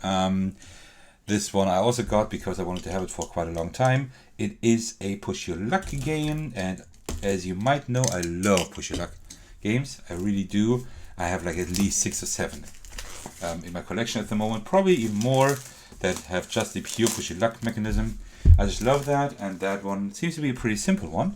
Like a really simple game. You pretty much just have numbers and tokens, which is pretty cool, and you can also play it solo. So that is always a good thing. I just love that colorful style. It looks wonderful. Oh, it does have these little things here so you can take it off easier. That is great. Then we have the rule book, which is thicker than I thought. Let's see. So we have the game overview, the goal and the components, of course. We have mostly cards and tokens. And then here we have the setup, like how to set up everything. That is not a whole lot. It's just a little bit. And here you can see probably the components that you will use when playing. 1 to 2 players, 3 and 4 to 5 players. And you have an example setup with numbers again, which is pretty good. And then we have the different card types, the gameplay. Oh, that is funny. Look at this. There's like a little chart that starts here. Draw a card and then wild, yes, no. And then bust, yes, no. And then tells you what to do. That is pretty funny. Then you take a reward, busting. Yeah, I think the rulebook is done pretty well at least regarding the layout. There's a lot of text, but there are a few images at least, so I think that looks pretty good. And we do have a quick reference at the back. This is always something I'm looking for. Wonderful. This is really good. There's a huge plus. More games should do that. Then we have these tokens here. Let's take a look at those if I can. As one of those bags that is hard to open. Oh yeah, I will destroy this bag. Wait, let me. Yeah, there we go. And oh, these. Wow, these are amazing. These feel really great, and they are like a little thick, and they're like concave, right? So they're not completely straight. They feel like pieces you would use for a small Go set, right? To play like Go. These look amazing. The close-up will not show you too much probably, but yeah, well, a little bit. You can see that they are pretty thick, and they feel just really, really good. Wow, that is wonderful. I could imagine just playing other games with these tokens here. Yeah, of course it would have been greater even to have them in wood, but still, they feel amazing. And then let's take a look at these cards. Well, I guess these are not going to be extremely exciting because, I mean, it's just colored numbers cards. I mean, they look nice. They have a nice design, but I think it's going to be nothing too special. And I can't get this open. There we go. So, the cards are pretty standard. They look nice here at the back. Like, the back cover is nice, and I also like the design, but they don't have the grace quality. But I think that's okay. I mean, this is a pretty simple family game, right? The cards will look worn at some point, I think, but I don't think that's that bad. But they look really nice. They have great designs. I really enjoy the look of them. And I don't know if there's anything else like really interesting in here. And let me just get these open, and I can open them easier than the other ones, which is great. And also, yeah, just regular number cards. These look cool. I don't know, maybe these are wilds. I don't know. Look, these are wilds because they have like all of these colors here. So I guess these are wilds. You can see like these little symbols, like this triangle there. Then this symbol is over down here, like the diamond shape. So that's great. And here we have something for the tokens. I don't know what to do with those. And then I think we're pretty much through. Okay. Did I take a look under the insert? I think I didn't. There's nothing there. So, most of you might not even believe me that things are under the insert sometimes.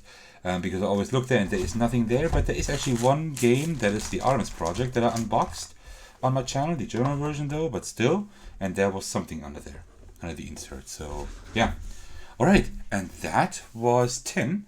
So, let's take a look at the next game.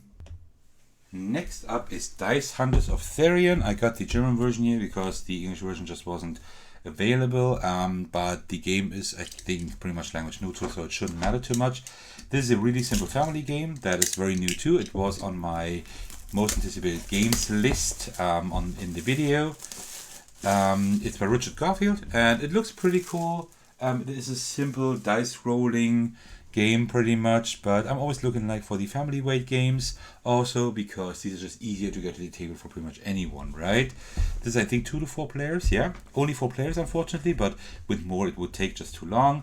And you can watch my anticipated games video on Essen 2022 to see how this game works. But essentially you're just trying to defeat specific enemies, and you need to roll enough dice for that, but you can also get like more dice and do different things.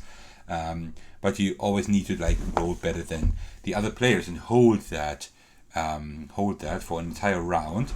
That result before you will actually lose it again if the other players are better. Alright, so let's first take a look at the cardboard. They are large enough so I don't have to go into my second camera. But here these are the enemies. These are the enemies here, right? And I suppose at least looks like it, and this is some kind of money here. And there's my cardboard here. And here we have like the different like player boards, right? There's no asymmetry here as far as I know. The players just have like different cardboard things here. So let's take a look at one of these tokens and see. Yeah, they feel nice. They have a nice quality. I like that. And then that's pretty much almost it, right? It's a pretty simple game. You just need this cardboard money and the enemies and the hero boards. And then we also have the dice. But before we look at those, I forgot to take a look at the rules here. So let's see. We have the heroes here. They say a little bit more flavor text about the world and the heroes. And then like we have the content. We have the setup here. And then how the game works. And that is 1 page, 2, 3. That is a lot. We actually have 3 rules of page. That's more than I thought.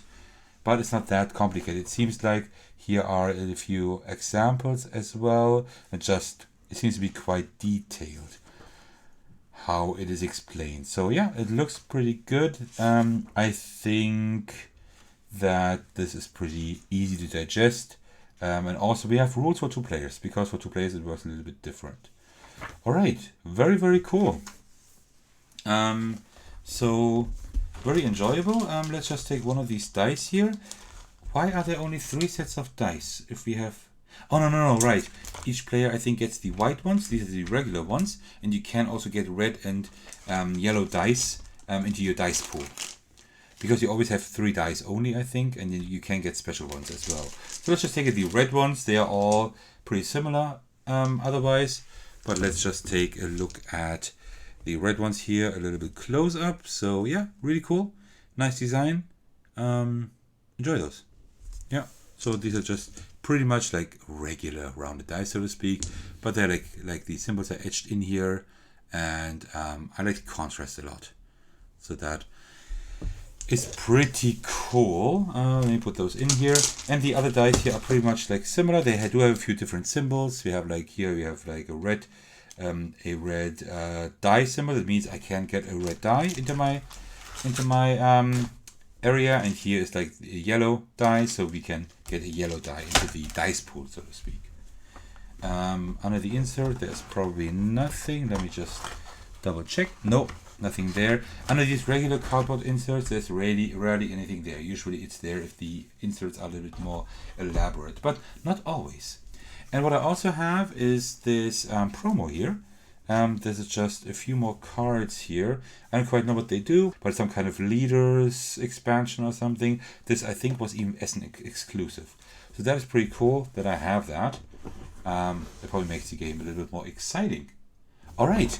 So, we are now slowly inching towards the end, or at least we have 2 more large games, and then we have mainly a little bit smaller ones. Well, kind of. So, the next game is Space Base. I got the expansion here in my content creator package by Alert Entertainment Group again.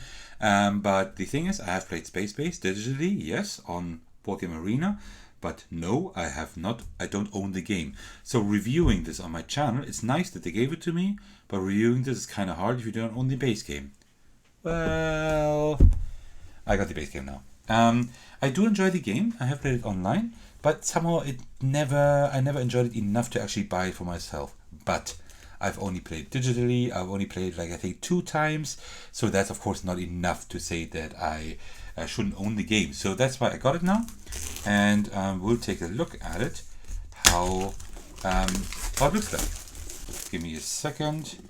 I think like the one thing that I didn't like about the game first, like the most, was the art style. But of course, that doesn't mean that the game is bad. The game itself wasn't too bad, but somehow was a little bit, it was very random, the game. Like the gameplay, but let's just see. But yeah, it does have that cartoony art style, so it isn't too bad actually. And it has like this little, like these few shiny components here and there, so that is pretty nice. So let's take a look. Alright, we do have the field manual, which is the rules, and they are, wow. Okay, that is a lot. Learn to play Space Base at adrock.com/spacebase. Okay, there seems to be like an interactive or video tutorial. Overview goal, we have the components, wonderful, and then we have like the card anatomy, we have core concepts, understand rewards and abilities. So we haven't even started, yeah, wow, that's a lot. And now we're starting with the setup. The setup is done quite cool, I like that, because you see like the example 4-player setup, that's good. And and also like 1, 2, 3, 4. That is, yeah, that correlates with the instructions here on the left. So that is pretty good. And then we have the how to play and the end of the turn. So how to play is only 2 pages. And then we have a few examples. That is great. So far the layout is really good. I really like the layout. It is really simple. It is clear. End of the game. Oh, that's why it's that thick. You have like all the ability and cards and clarifications. That is amazing. That is good. Okay, I like that. And you even have a dice roll probability. Okay, good. Okay, so the rulebook is done really well. And the game is really beloved by so many people. So I think I need to give it a chance, like with the physical components. I need to really give it a chance and see if I will like it. I probably will. I just never knew whether I really wanted to buy it, right? Okay, we have a nice insert here, actually. In the retail copy, that's pretty cool. Oh, wow. We have these player boards here, and they feel amazing. They are like, they have this like linen kind of finish. Wow, they feel really good. That doesn't change like what I think about the gameplay, but it does make the game feel pretty nice. Okay, so this is pretty much the player boards here, right? This is where you note the resources you have here. It's been a little while after when I played Space Base the last time, so I don't quite know. I think the rockets, I think these were the victory points, and the planets, they gave you like something every round, and the money is important for getting new cards, I think, but I'm not 100% sure anymore. But this looks pretty decent, actually. This looks pretty good. I like it. And we have like 5 of them, like for each player. It's nice that it supports up to 5 players. And there's something down here. Is it possible that we have enough space to sleeve the cards, maybe even for the expansions? I'm not quite sure. Okay, cool. Then let's take a look at these cards here, how they look like. Come on. Wow, this is a really long video. I haven't had such a long video, haven't recorded that in a little while. So I'm recording more than 2 hours by now. So, oh, these cards feel nice. And actually, I'm still not a huge fan of the artwork, to be honest. I don't know, it looks a little bit, I don't know, I can't really put my finger on it. I'm not a huge fan of it, but I need to say it does look nicer than playing it digitally. That's for sure. It does definitely look nicer. And this is like, right, these are like cards you can buy, and then you put them here, and these are the different dice rolls here on your player board, right? So whenever you roll something, right, then you look at whatever card is activated then. So that is how the game pretty much works. But the artwork, yeah, I don't know. The artwork isn't bad, but it's just not really my cup of tea, right? So let me also open that one. Well, maybe I should use something sharp. That will actually help me open that. And then we have even more cards here. What I can do, I can spread out a few cards here. Just so that I can show you like close up how the artwork looks like. Maybe that's a pretty good idea. So yeah, you see like the artwork here. I mean, the artwork isn't bad. It's just not really my cup of tea, right? And the thing is, I don't mind too much. I do own quite a few games that don't have that great components or great art style. But you know, if I want to play it with other people, right? If I want to get people into a game that don't play a whole lot, and if they say, I don't know, the theme and the arts are looking that great, doesn't look that great, I have to really try to convince them to play the game, right? Which just makes it a little bit harder. But I think so. Component quality and like the general direction of the artwork is really good. And here we have like translucent plastic cubes. They're like see-through. They are pretty cool as well. These are like, there are like cards that have like these squares on them where you can put like cubes on, but I can't find any. Here, there you go, for example, right? I think that's what the cubes are used for. And then we also have some dice. That looks, okay, these look pretty cool. These look pretty cool because they have like these little sprinkles there and they look very spacey. Let me show them to you right here. Oops, focus, there we go. So these actually are pretty cool. I enjoy those. Yeah, cool. Okay, nice. Now let's look under the insert, if there's anything there. Come on. Nope. Nothing there. Okay. And that is pretty much it. So there is a lot of space still here. Well, if I sleeve, I don't know if I need to sleeve them. Probably, maybe I have enough space for the expansions in here. Maybe that's also what is the idea here, that you have space for the expansions. I don't know.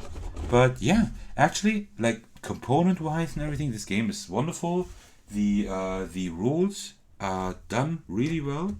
So I'm actually looking forward to playing this physically. Maybe I will enjoy it. I hope I will, because like the idea of the game is really cool. But let's see about that. And now we can just take a look at the expansion as well. This is the Saga expansion number 2. There was a Saga expansion 1. So far I have heard that this expansion isn't too bad, but it seems to be not essential or something that really elevates the game experience. I think it's just for people who really enjoy the game, this is like something good to get. But I will look at that myself, so you can hear my opinion on that quite soon. So that is Space Base, The Mysteries of Terra, Proxima, the Saga expansion 2. So let's take a look at that. Oh, I didn't look at the back here. Okay, cool. So let's first take a look at the rules, and they are almost even longer than the ones of the base game, but I guess we have like card explanations again. So we have it. Oh, really?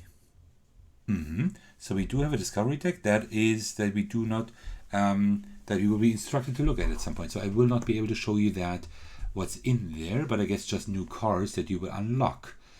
Also, do not look through this deck. So we have a story here. Well, it says Saga expansion, but we do have like some kind of story. Cool. We have a mystery box, and oh, we have a lot of stuff. How to play is okay. So we don't have setup and everything because like the game is pretty much the same, probably, right? We just have like different cards that we unlock. We have a new die. We have something here that we need to set up. Okay, that's pretty interesting. So yeah, I think these rules don't make any sense right now because yeah, these are all like different scenario story things that are unlocked as we go on. So interesting. So I will probably not be able to show you too much, right? Because we have like this Shy Pluto mining station, which is like a larger, thicker cardboard. We have two different sides that are not different actually. Okay, cool. Then we have a discovery deck that I can't show to you right now, but they're just the same format again. So I guess it's more cards that we can actually unlock. We have a mystery box here that I can't open at the moment either. But we have a few components here that we can look at. So first off, we have like a drawstring bag. We didn't have that before. That looks cool. Black one, space base. It's very thin, but it makes it like easy to handle. That is pretty cool. And then we have dice and tokens. Let me just get these out here. Put them here. So we can take a look at them close up. And yeah, there is not a whole lot to look at. But what I see here looks great. Oh, these feel cool. These are really thick cardboard. And these look great as well. So let me just get the second camera going here. So we have like these spacey dice again, just a different color. We have like an even spacier die here with like a spaceship. And then with these little orange ones that I don't know what they do. I don't know yet. And then we have these tokens here. You know what? I'm getting more and more excited to try out this game and also the expansion here. That could be really exciting. Man, I mean, come on, this is a story expansion. It's a shame that it doesn't have like a solo mode then, right? If you do something with story and stuff, man, because you unlock stuff, so you probably play longer or more often. And then you have to find a group again. It would have been great to do that solo as well. But yeah, very cool, because as far as I know that this expansion here does not support solo play, so yeah, that would have been really cool. But I mean, I don't know what the expansion is really about. Probably it's just more of the main game, just with different like settings and scenarios, so it makes sense if the base game doesn't have a solo mode that this one doesn't either.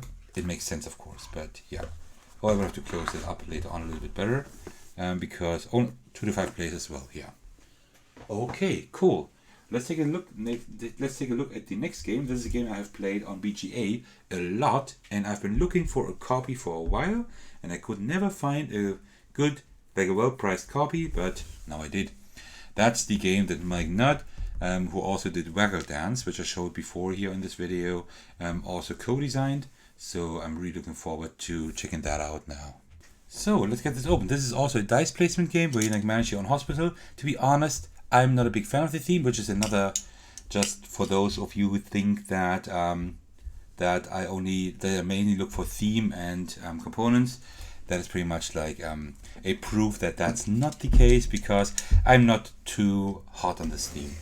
I don't know, like hospital theme really doesn't get me, but the gameplay really won me over.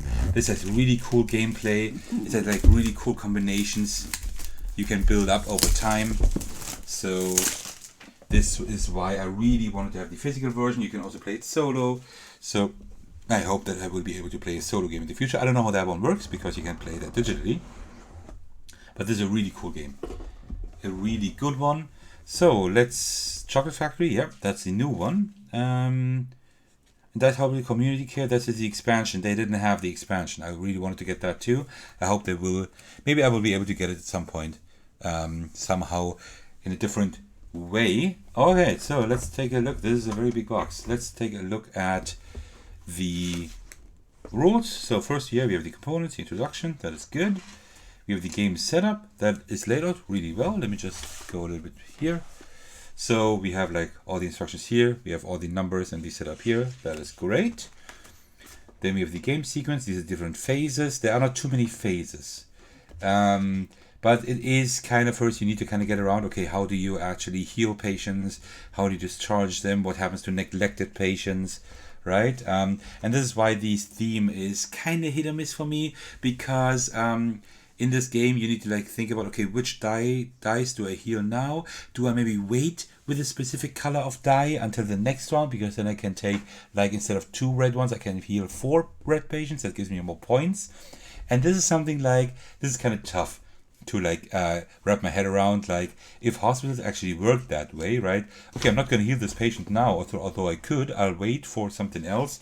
I don't know, that's kind of morbid, but that's why the theme doesn't 100% work for me, but the gameplay is really good. But okay, it's a very, very big rule book with like big font. So and we do have images here a lot, so it seems to be pretty well laid out. So yeah, that's pretty good. All right, that was my phone, but I'm back now. So yes, now I forgot where I was, but yeah, it's pretty laid out, pretty well laid out. I think that's what I said. And then we have the solo rules here, which are really minimal, but is it?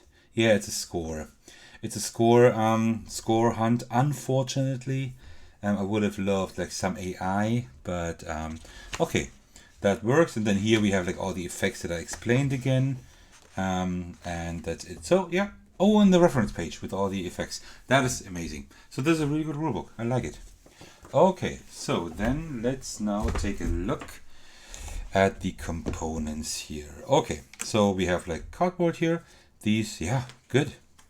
It feels really good.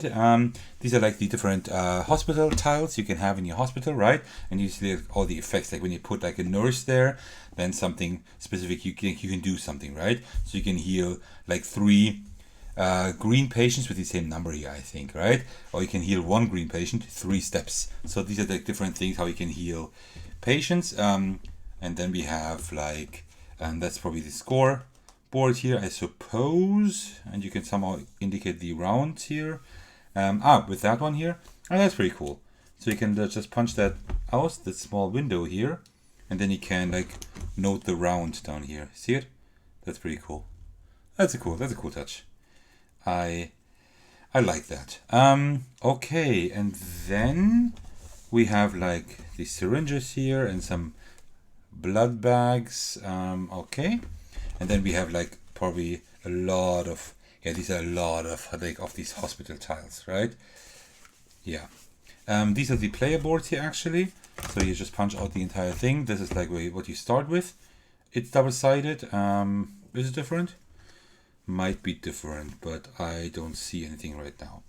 But these are like the starting tiles, and then you get like these extra tiles down here, these small ones that you can acquire to expand your hospital. Alright, so let's get all these out of here. Then we have, let's start with the dice first. These are the different types of patients. There are 3 or 4 colors. I think 3 colors there are. Yeah, there are 3 colors. So these are just pretty standard dice. Let's take a look at them close up, but these are just pretty standard non-rounded dice.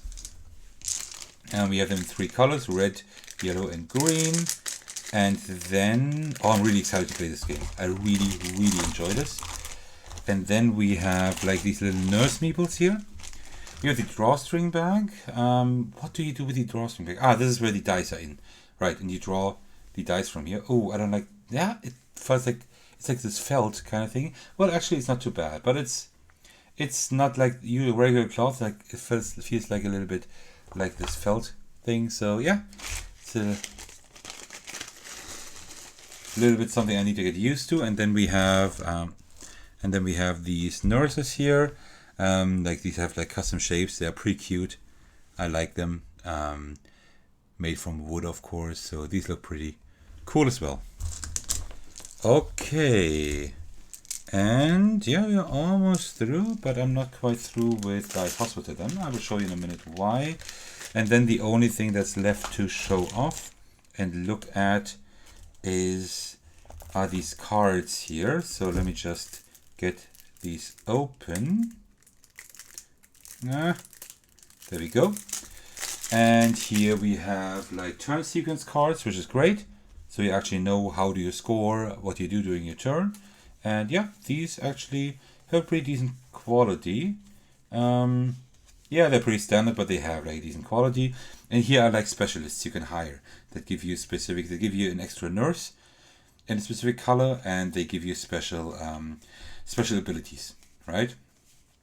So that is pretty cool. Something's wrong with her face, I think. I think she's not feeling so well. Maybe she should not be a doctor, but actually be treated. But apart from that, yeah, pretty cool. I like that. Pretty varied selection here. And then we also have, what are these? I don't remember those from the digital game. So either I just don't remember those, or they are like maybe some small mini expansion. I'm not quite sure. Yeah, these are like some round modifiers. I don't remember those at all. These are the cars that the patients come in, and you like have like this drafting mechanism where you like draft one car and you get all the dice in there. Yeah, and that is already pretty much it for Dice Hospital, but we're still not quite through yet with looking at Dice Hospital, because while this is not necessary at all, there is let's say a deluxe expansion, so to speak, that just that makes just a few of the components a little bit nicer, which is totally unnecessary, right? This game is totally enough on its own like this, but let me just, give me a second. I have like all these games here that I'm putting aside, so I need a lot of time to clean up later on. There is like an expansion with deluxe add-ons. Before I speak about that, let me just quickly change the exposure here. I think that should work a little bit better. So the deluxe add-ons here, in essence, they don't do a whole lot, but you have like a dice tower here, that looks pretty cool, and you have like wooden tokens instead of cardboard ones. Also, you have new, which is one of the main reasons I wanted that. You have new specialists and also new department tiles, right? It's not a whole lot. You have like 8 new tiles and 12 new specialists, but you have new ones that have really interesting effects, and that's pretty much why I wanted that. And also you have like these ambulances, which is like really unnecessary. But I mainly wanted the expansion thing, and it was like pretty inexpensive. It's pretty hard to get here, first of all, and secondly, it's really expensive usually if you can get it here. So it had a good price, and that's why I thought I would get it. So let's take a look at that as well. So first of all, we have like the new department tiles here, which is pretty cool. So, oh yeah, and these get really interesting. Also, you can probably like change the dice. Oh, experimental therapy. Does that mean you can change a 1 to a 6 and vice versa? That would be incredible. That would be really good. Interesting. Some really interesting things. That's the main reason why I wanted to get this. Then here you can assemble the dice tower. This will definitely not fit anywhere probably. And here we have these ambulances. These are great. These feel really, really cool, but they are so unnecessary. But they feel really great.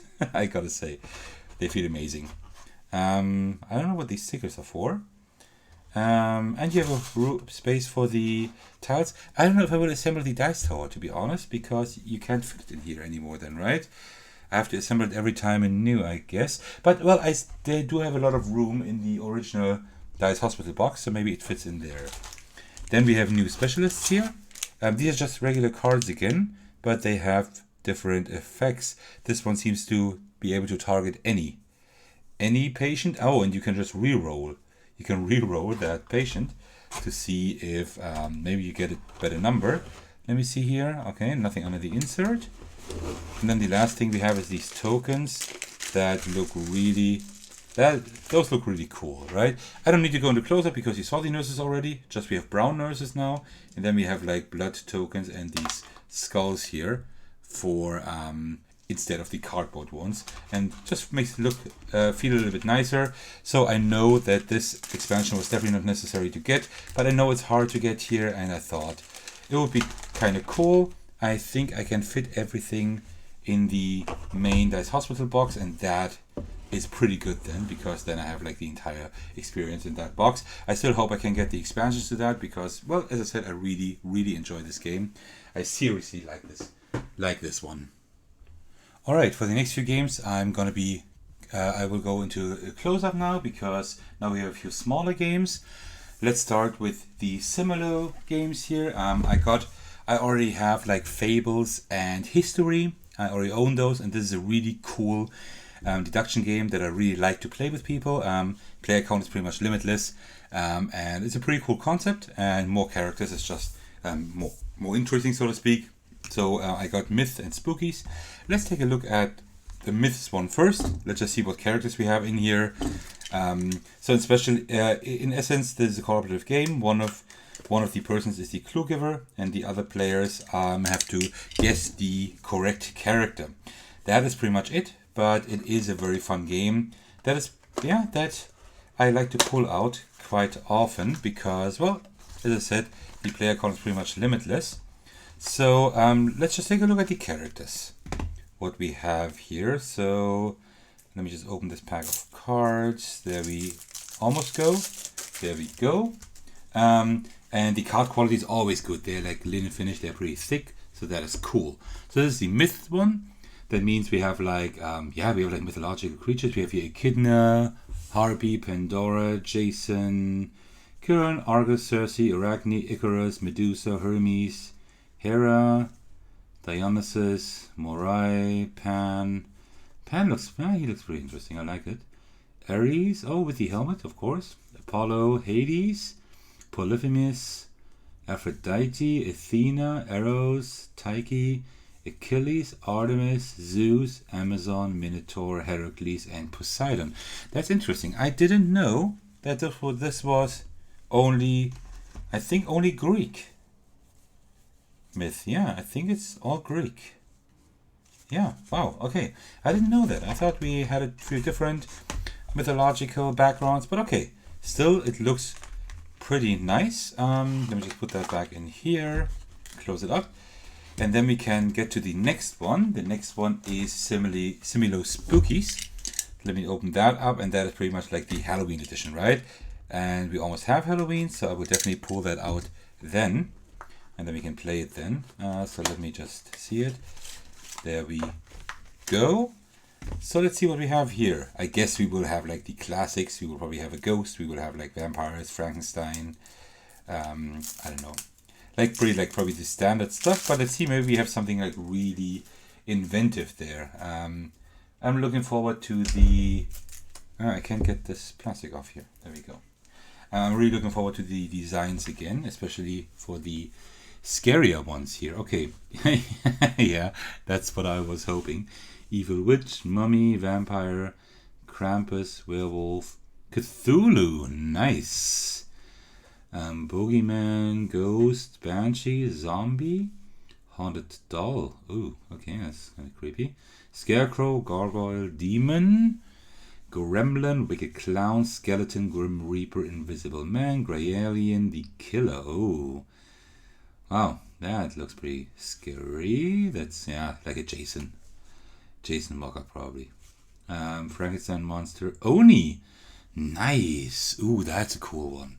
The Headless Horseman, also nice. Yeti, the Ghoul, Yurai. Oh, okay, that's from Japanese folklore.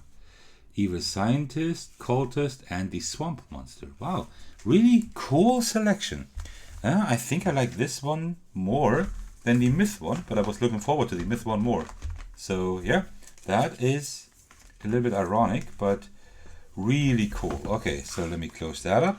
And we're not quite done with Similo yet, because at many stands across Essen, across Spiel in Essen, you could get an extra Similo deck, and also, of course, at the Horrible Guild stand that published Similo.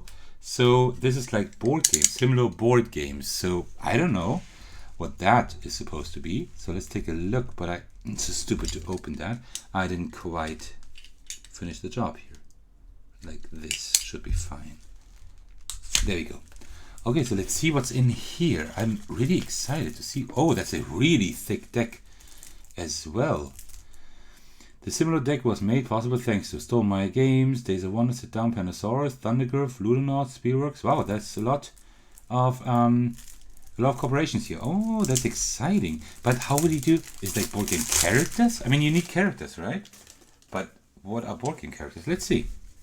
So, the Great Split, Evergreen, Coral. Okay, interesting. These are just games. That's Dice Hunters. Ah, is that the German version? Oh no, that is a German game, that's why. War of the Ring, Taltum, Lacrimosa, Not That Movie, Angel Fury, Tiny Epic Dungeons, Acropolis, Mists of a Carcassonne, Hungry Monkey. That's a game I also wanted to get at Spiel, and I was at the Heidelberg game stand and I couldn't find it. I don't know, but I will order it at some point because that seems to be pretty cool. King of Monster Island, Flamecraft. Ah, I like this game. So You've Been Eaten, Precognition, Peter Pan. I saw that as well. Captain Sona, Evora, The Lost Code, The Thing, Rocketman, Successes, Legend Raiders. I don't even know that game, to be honest. Minecraft Portal Dash. Well, you have seen that in this video. Puerto Rico, Meadow. Ah, Meadow is also a game on my list. Voodoo, Oranienburger Kanal, Libertalia, Winds of Galecrest. I was about to get that, but yeah, I'm still thinking about whether or not I will get it. But Assassin's Creed Brothers of Venice, Kotal, the card game, Darwin's Journey. I'm still waiting for the delivery of this game. Been waiting for a long time now, 2.5 years, I think. And I'm looking forward to that a lot. Rebuilding Seattle. Oh, well, that's a game that I would like because I like Seattle. Citadel Confiance, Bifurcation, Tiwanaku, Fairy Lights, Terra Nova. I wanted to get this game, but I was looking at the last day I wanted to get it then, and then it was just too crowded. But I will order it, I think. Pick it up. Starship Captains, Deal with the Devil, Zombicide Gear Up. Unmatched Battle of Legends Volume 2. Look at that guy. That's pretty funny. The Wolves, Heat, Pedal to the Metal, and that's it. And here are all the partners. Wonderful. Wow, that is cool. I just don't know how you play this, right? You can't of course mix it with other Similo games because it's not characters, but I don't know how you would. Interesting. This is like something that you can probably only play with board gamers. This will be really tough to get at the table, but it's a really cool thing to have. I don't know if you can still get it after Essen, but I mean, this is definitely something really cool for my little Similo collection. Okay, cool. These were the Similo games, but we got more stuff. So Now the next one is vegetable stock. Okay, that's something completely different, but this is really cool. I actually played this at the Taiwanese board game design here, Taiwan board game design stand. There were quite a few pretty cool games. Why is there such a large box? If this is all you, man. I might put that into a different thing, because why do you need such a large box if it's just a small deck of cards? Would have been great if they would have just made it like this, right? I don't like this, but this is a pretty funny game. It is really, really simple. In essence, there are vegetable cards lying in the middle. Every player takes one, and one vegetable stays in the middle then at the end, because one is not taken, and that one denotes which vegetables get a price increase, right? So you have like all these lying in the middle, and then you put like these on there, and then for example, let's say broccoli gets a price increase, and you just pull it up. Then you just put more and more coins there, and at some point when you have to go higher than the 5, then this market crashes, and then it's 0 again, right? And at the end you do that 6 rounds. At the end you look at all the cards you have in your hand here, to look at how many vegetables you have in your hand, and then you multiply all the vegetables with the points you get here, and who has the most points wins. That's how the game works. That's it.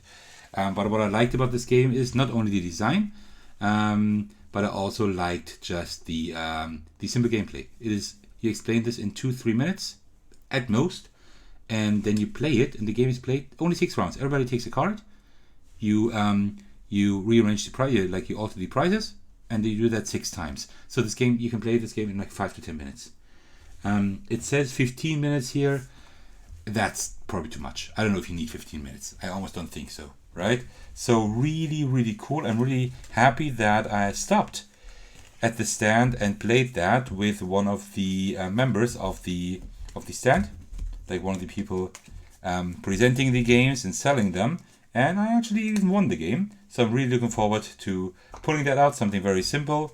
Card quality is just standard, right? Standard cards, they are thick enough. But it's definitely enough for such a small family game. It wasn't very expensive. So that is something that I really, really find cool and I really like. One thing I don't like is like the huge packaging. That is not necessary at all. But okay, well, really cool game that I definitely wanted to take with me. All right, and the next one is Three-Lined Avenue. The Three-Lined Avenue.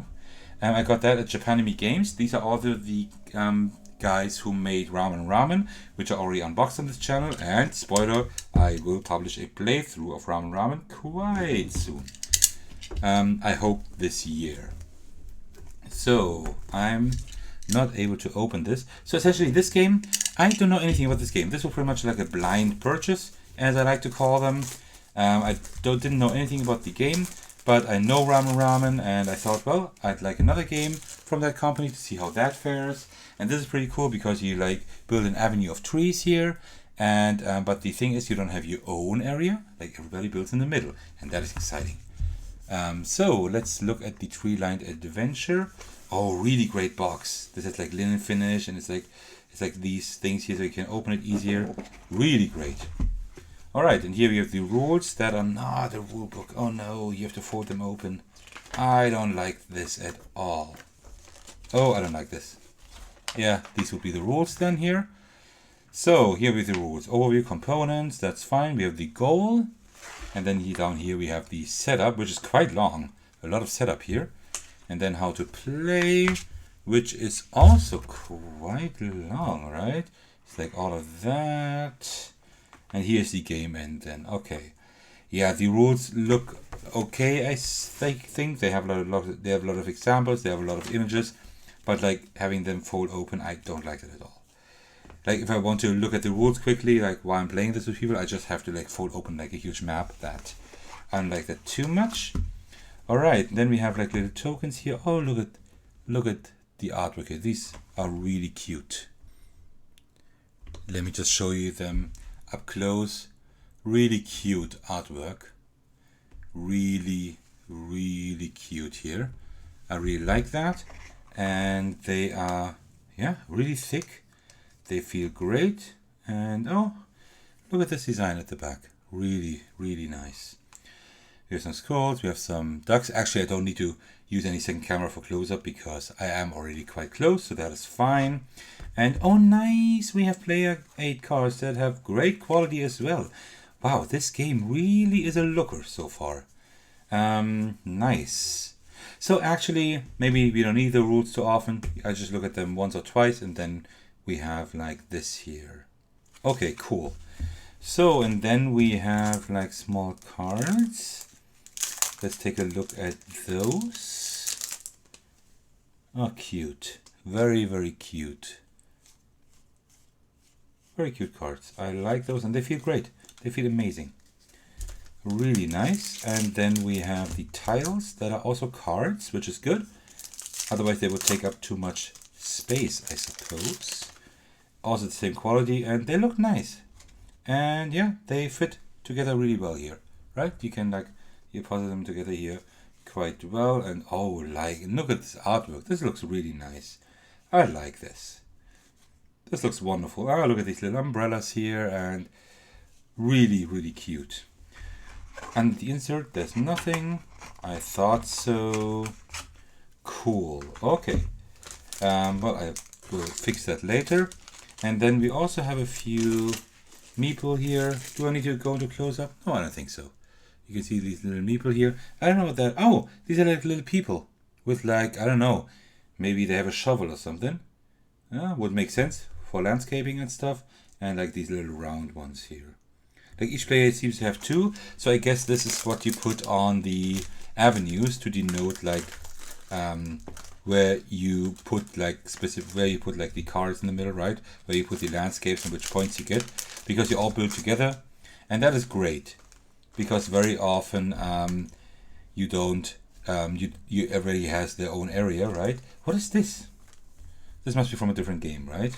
I think so, but let me just leave it in here for now. Okay, cool. Very cute little game. Great components.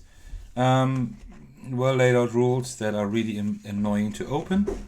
But really cool. I hope this is like a little gem. This is not a solo play game, so I will not be able to do a playthrough. Maybe a two-handed one at some point. Let's see about that.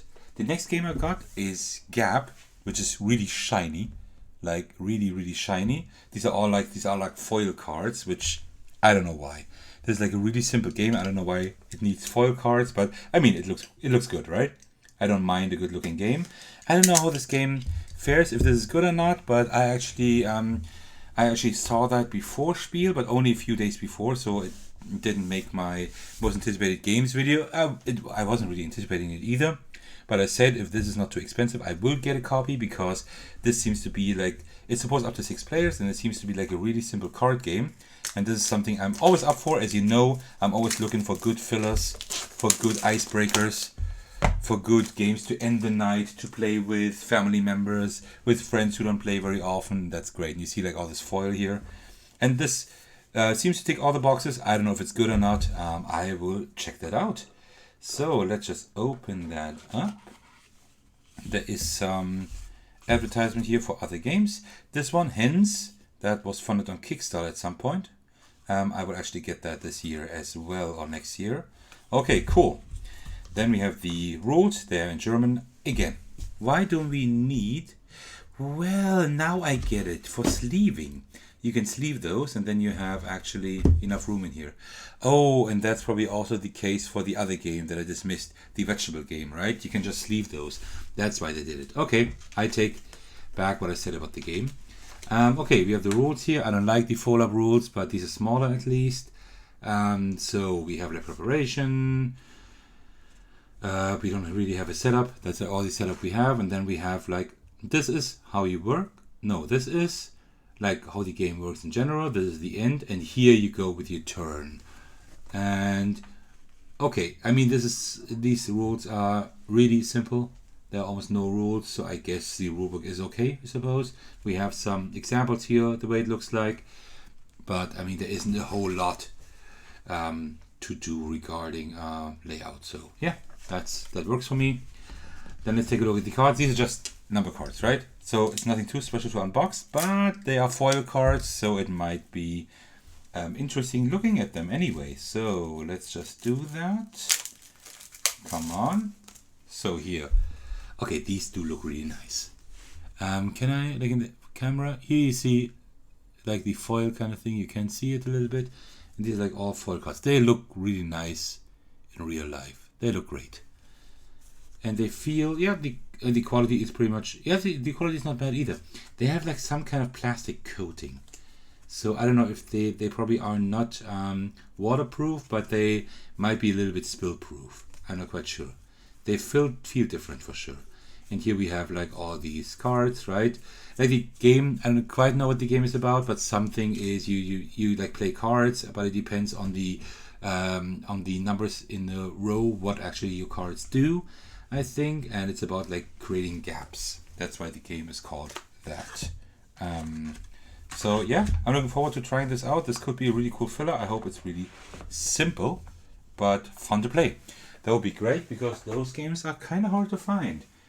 Next up, we have a little something special as well. I didn't get that at Spiel. You could get it at Spiel. This is by the designers of Kaboom Universe. I will say something about that later, but long time followers of my channel or long time subscribers know that I really like the games by Tembo Studio. I have a video on Kaboom Universe on my channel. I have one on Back to the Jungle on my channel, and I also plan to do something on this here. I backed this on Kickstarter, but you could also get it at Spiel, so it fits this video. And not only do we have like one of the most important components in here, but I also have, ta-da! I also have a signature again by the art designer who also works on game mechanisms, Alvaro. He you could actually get a signed copy on Kickstarter.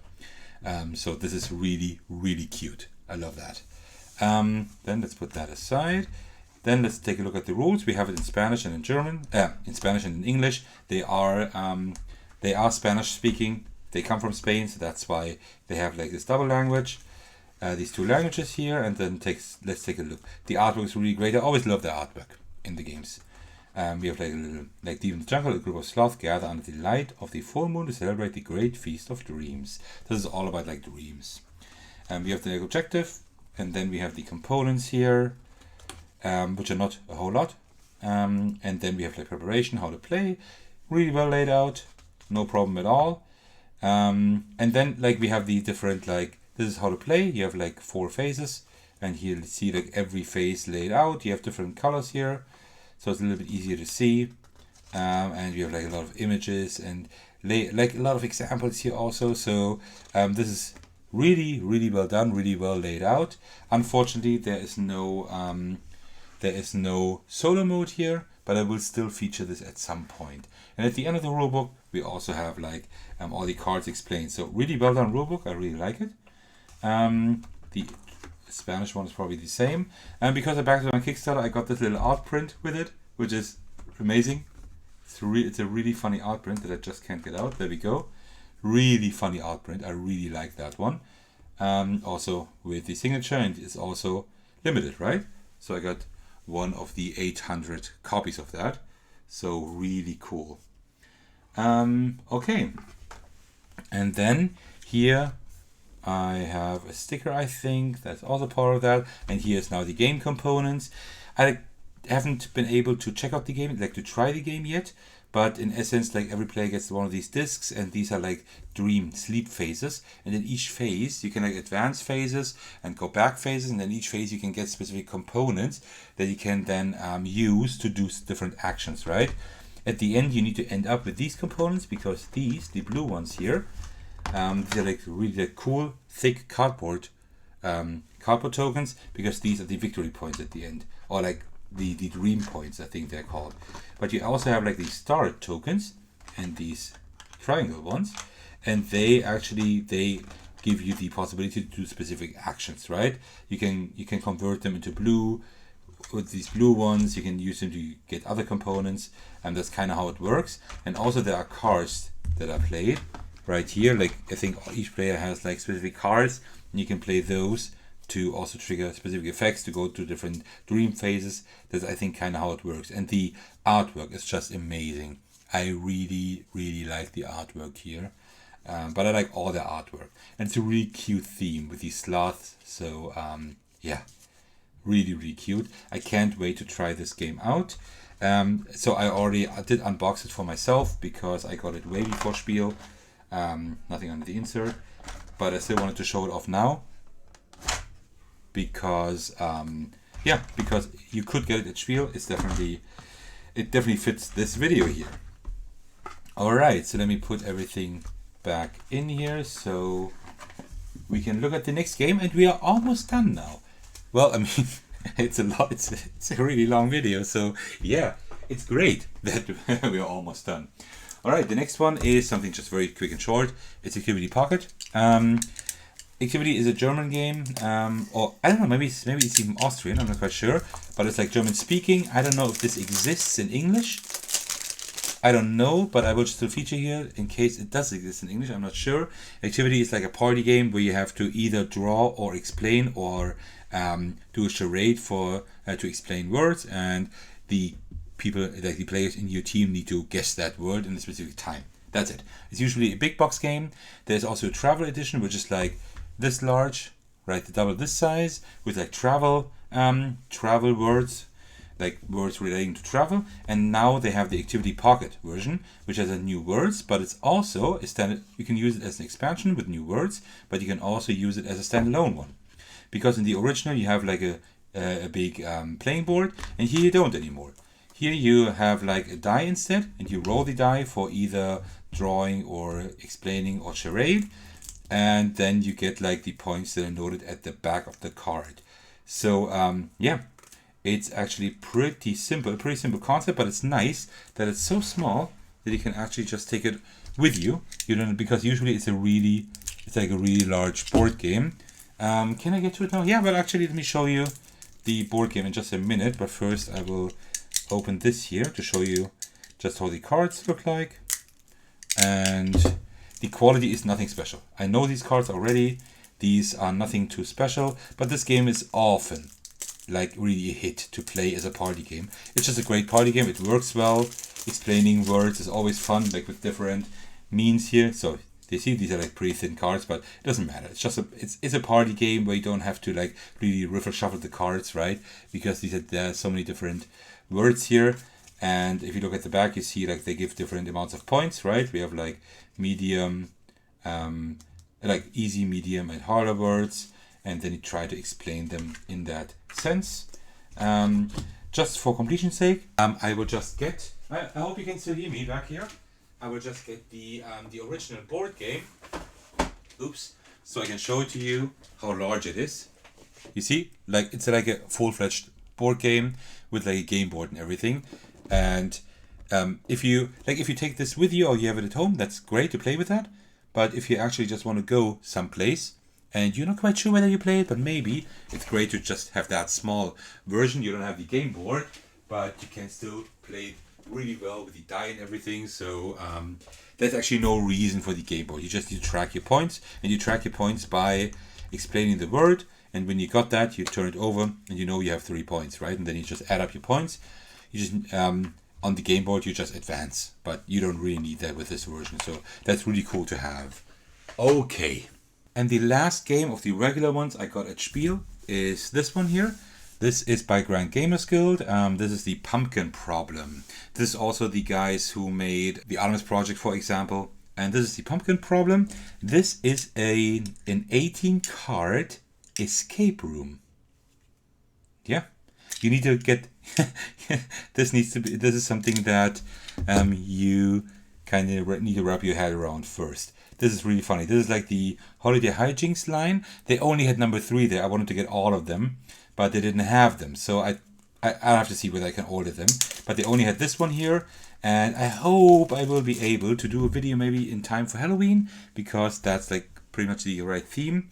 We can't take a look at that too much because I don't want to spoil us, but let's just see what we see here. So we have like this this packaging here. Warning, do not look at the fronts of any of the cards. Okay, contains 18 cards. The backs look like this. That's the backs. Okay, we can't look at the front, but we have like 18 cards here that do something. we have the setup here, and we just put the deck like this, and then we just start playing. And oh, we actually have an app that we can use for that. Okay, so you actually need to play with an app. I did not know that. I thought this was just like an escape room with 18 cards without anything else, but you need an app for that. Okay, good. But there's nothing really that I can show to you now. But my plan is to not look at the game, but to actually just like see how the setup works and then actually play it on the channel. This will take quite a lot of time. It says 60 minutes here. I asked them at the fair and they said it could take up to 90 minutes. Difficulty 2 of 3. So I'm not the greatest escape room guy. So I'm okay at that, but not genius. So I don't know how long I will take to actually do this. But I thought this would be a really cool thing for the channel. Actually, it might be a good idea for a live video as well, right? We could actually try to solve that live on the channel. You know what? That might be an idea. Let me know in the comments if you would like to do this live with me on the channel. Then I will do it this month with you live. Let me know. Okay. So, and this was now the games you could get regularly. But I will now pull back up the camera and show you some really awesome things as well. So, because there are 3 preview copies I got. Cosmoctopus, Ecosfera, Rewriting the World, and Familiars and Foes. These are now a special thing now because these aren't game you could get at Spiel, but you could play these 2 at least, not this one. And I don't want to say too much about it yet, alright, because I will do a video very, very soon on that, probably this month, but I really, really, really suggest you keep an eye out for that.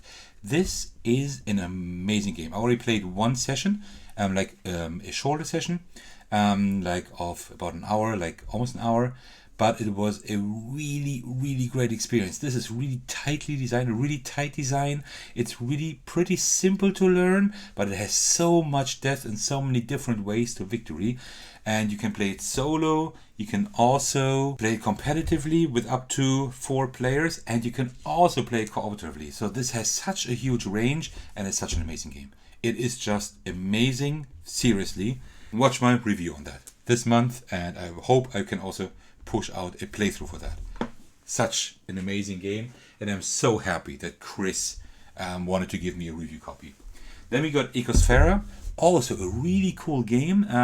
I was in contact with Julie Bird Games, with with Albert from Julie Bird Games, and beforehand, and saying that I was interested in getting one of the 15 preview copies they had, and yeah, he agreed to give me one. So I will also review that, not as soon as Cosmoctopus, but I will also review it this year, and maybe even show off a little playthrough. Let's see. I will either do a 2-handed one or a solo one. I'm not quite sure yet.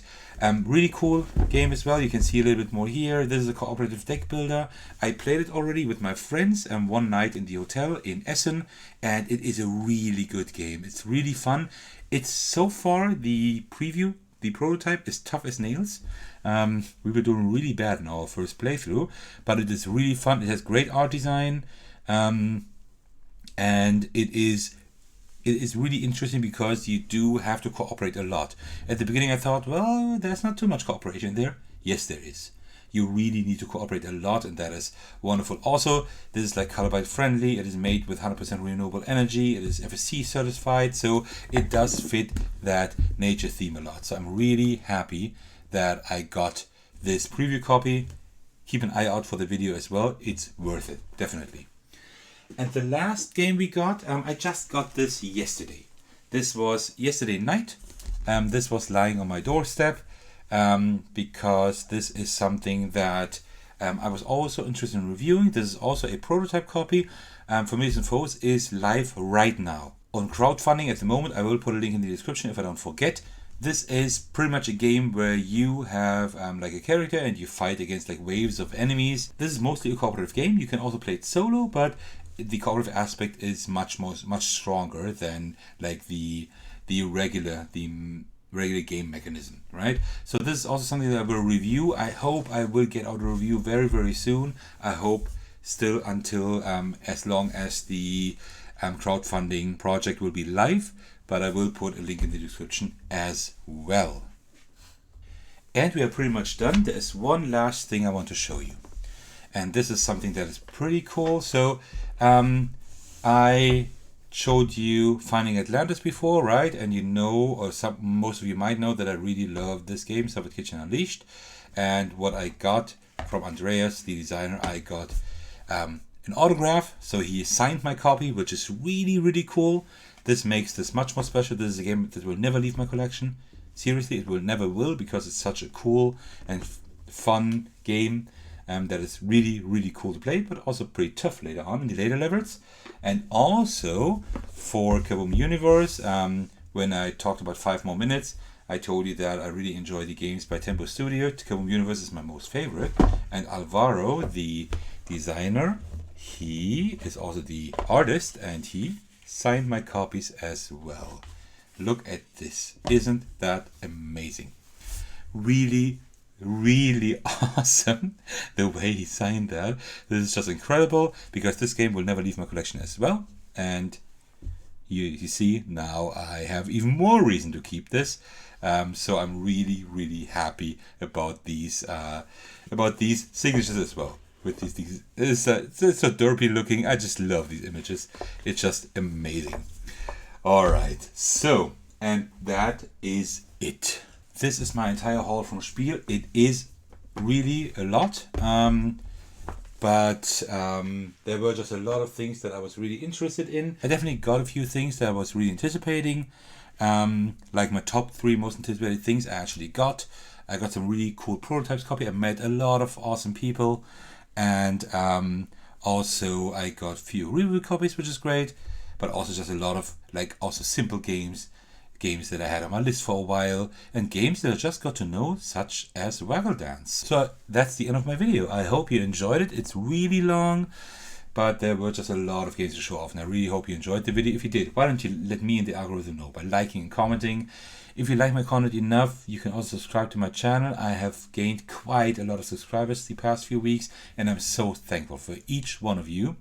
And if you would like to just hang out with me in my community, why don't you head over to my Discord server and chill with us over there? I would love to welcome you over there. Alright, thank you so much for watching. In case you're still doing so, I really, really appreciate it. I can't stress it often enough, and I will see you in the very next video or on the server. Alright, take care everyone, and cheers.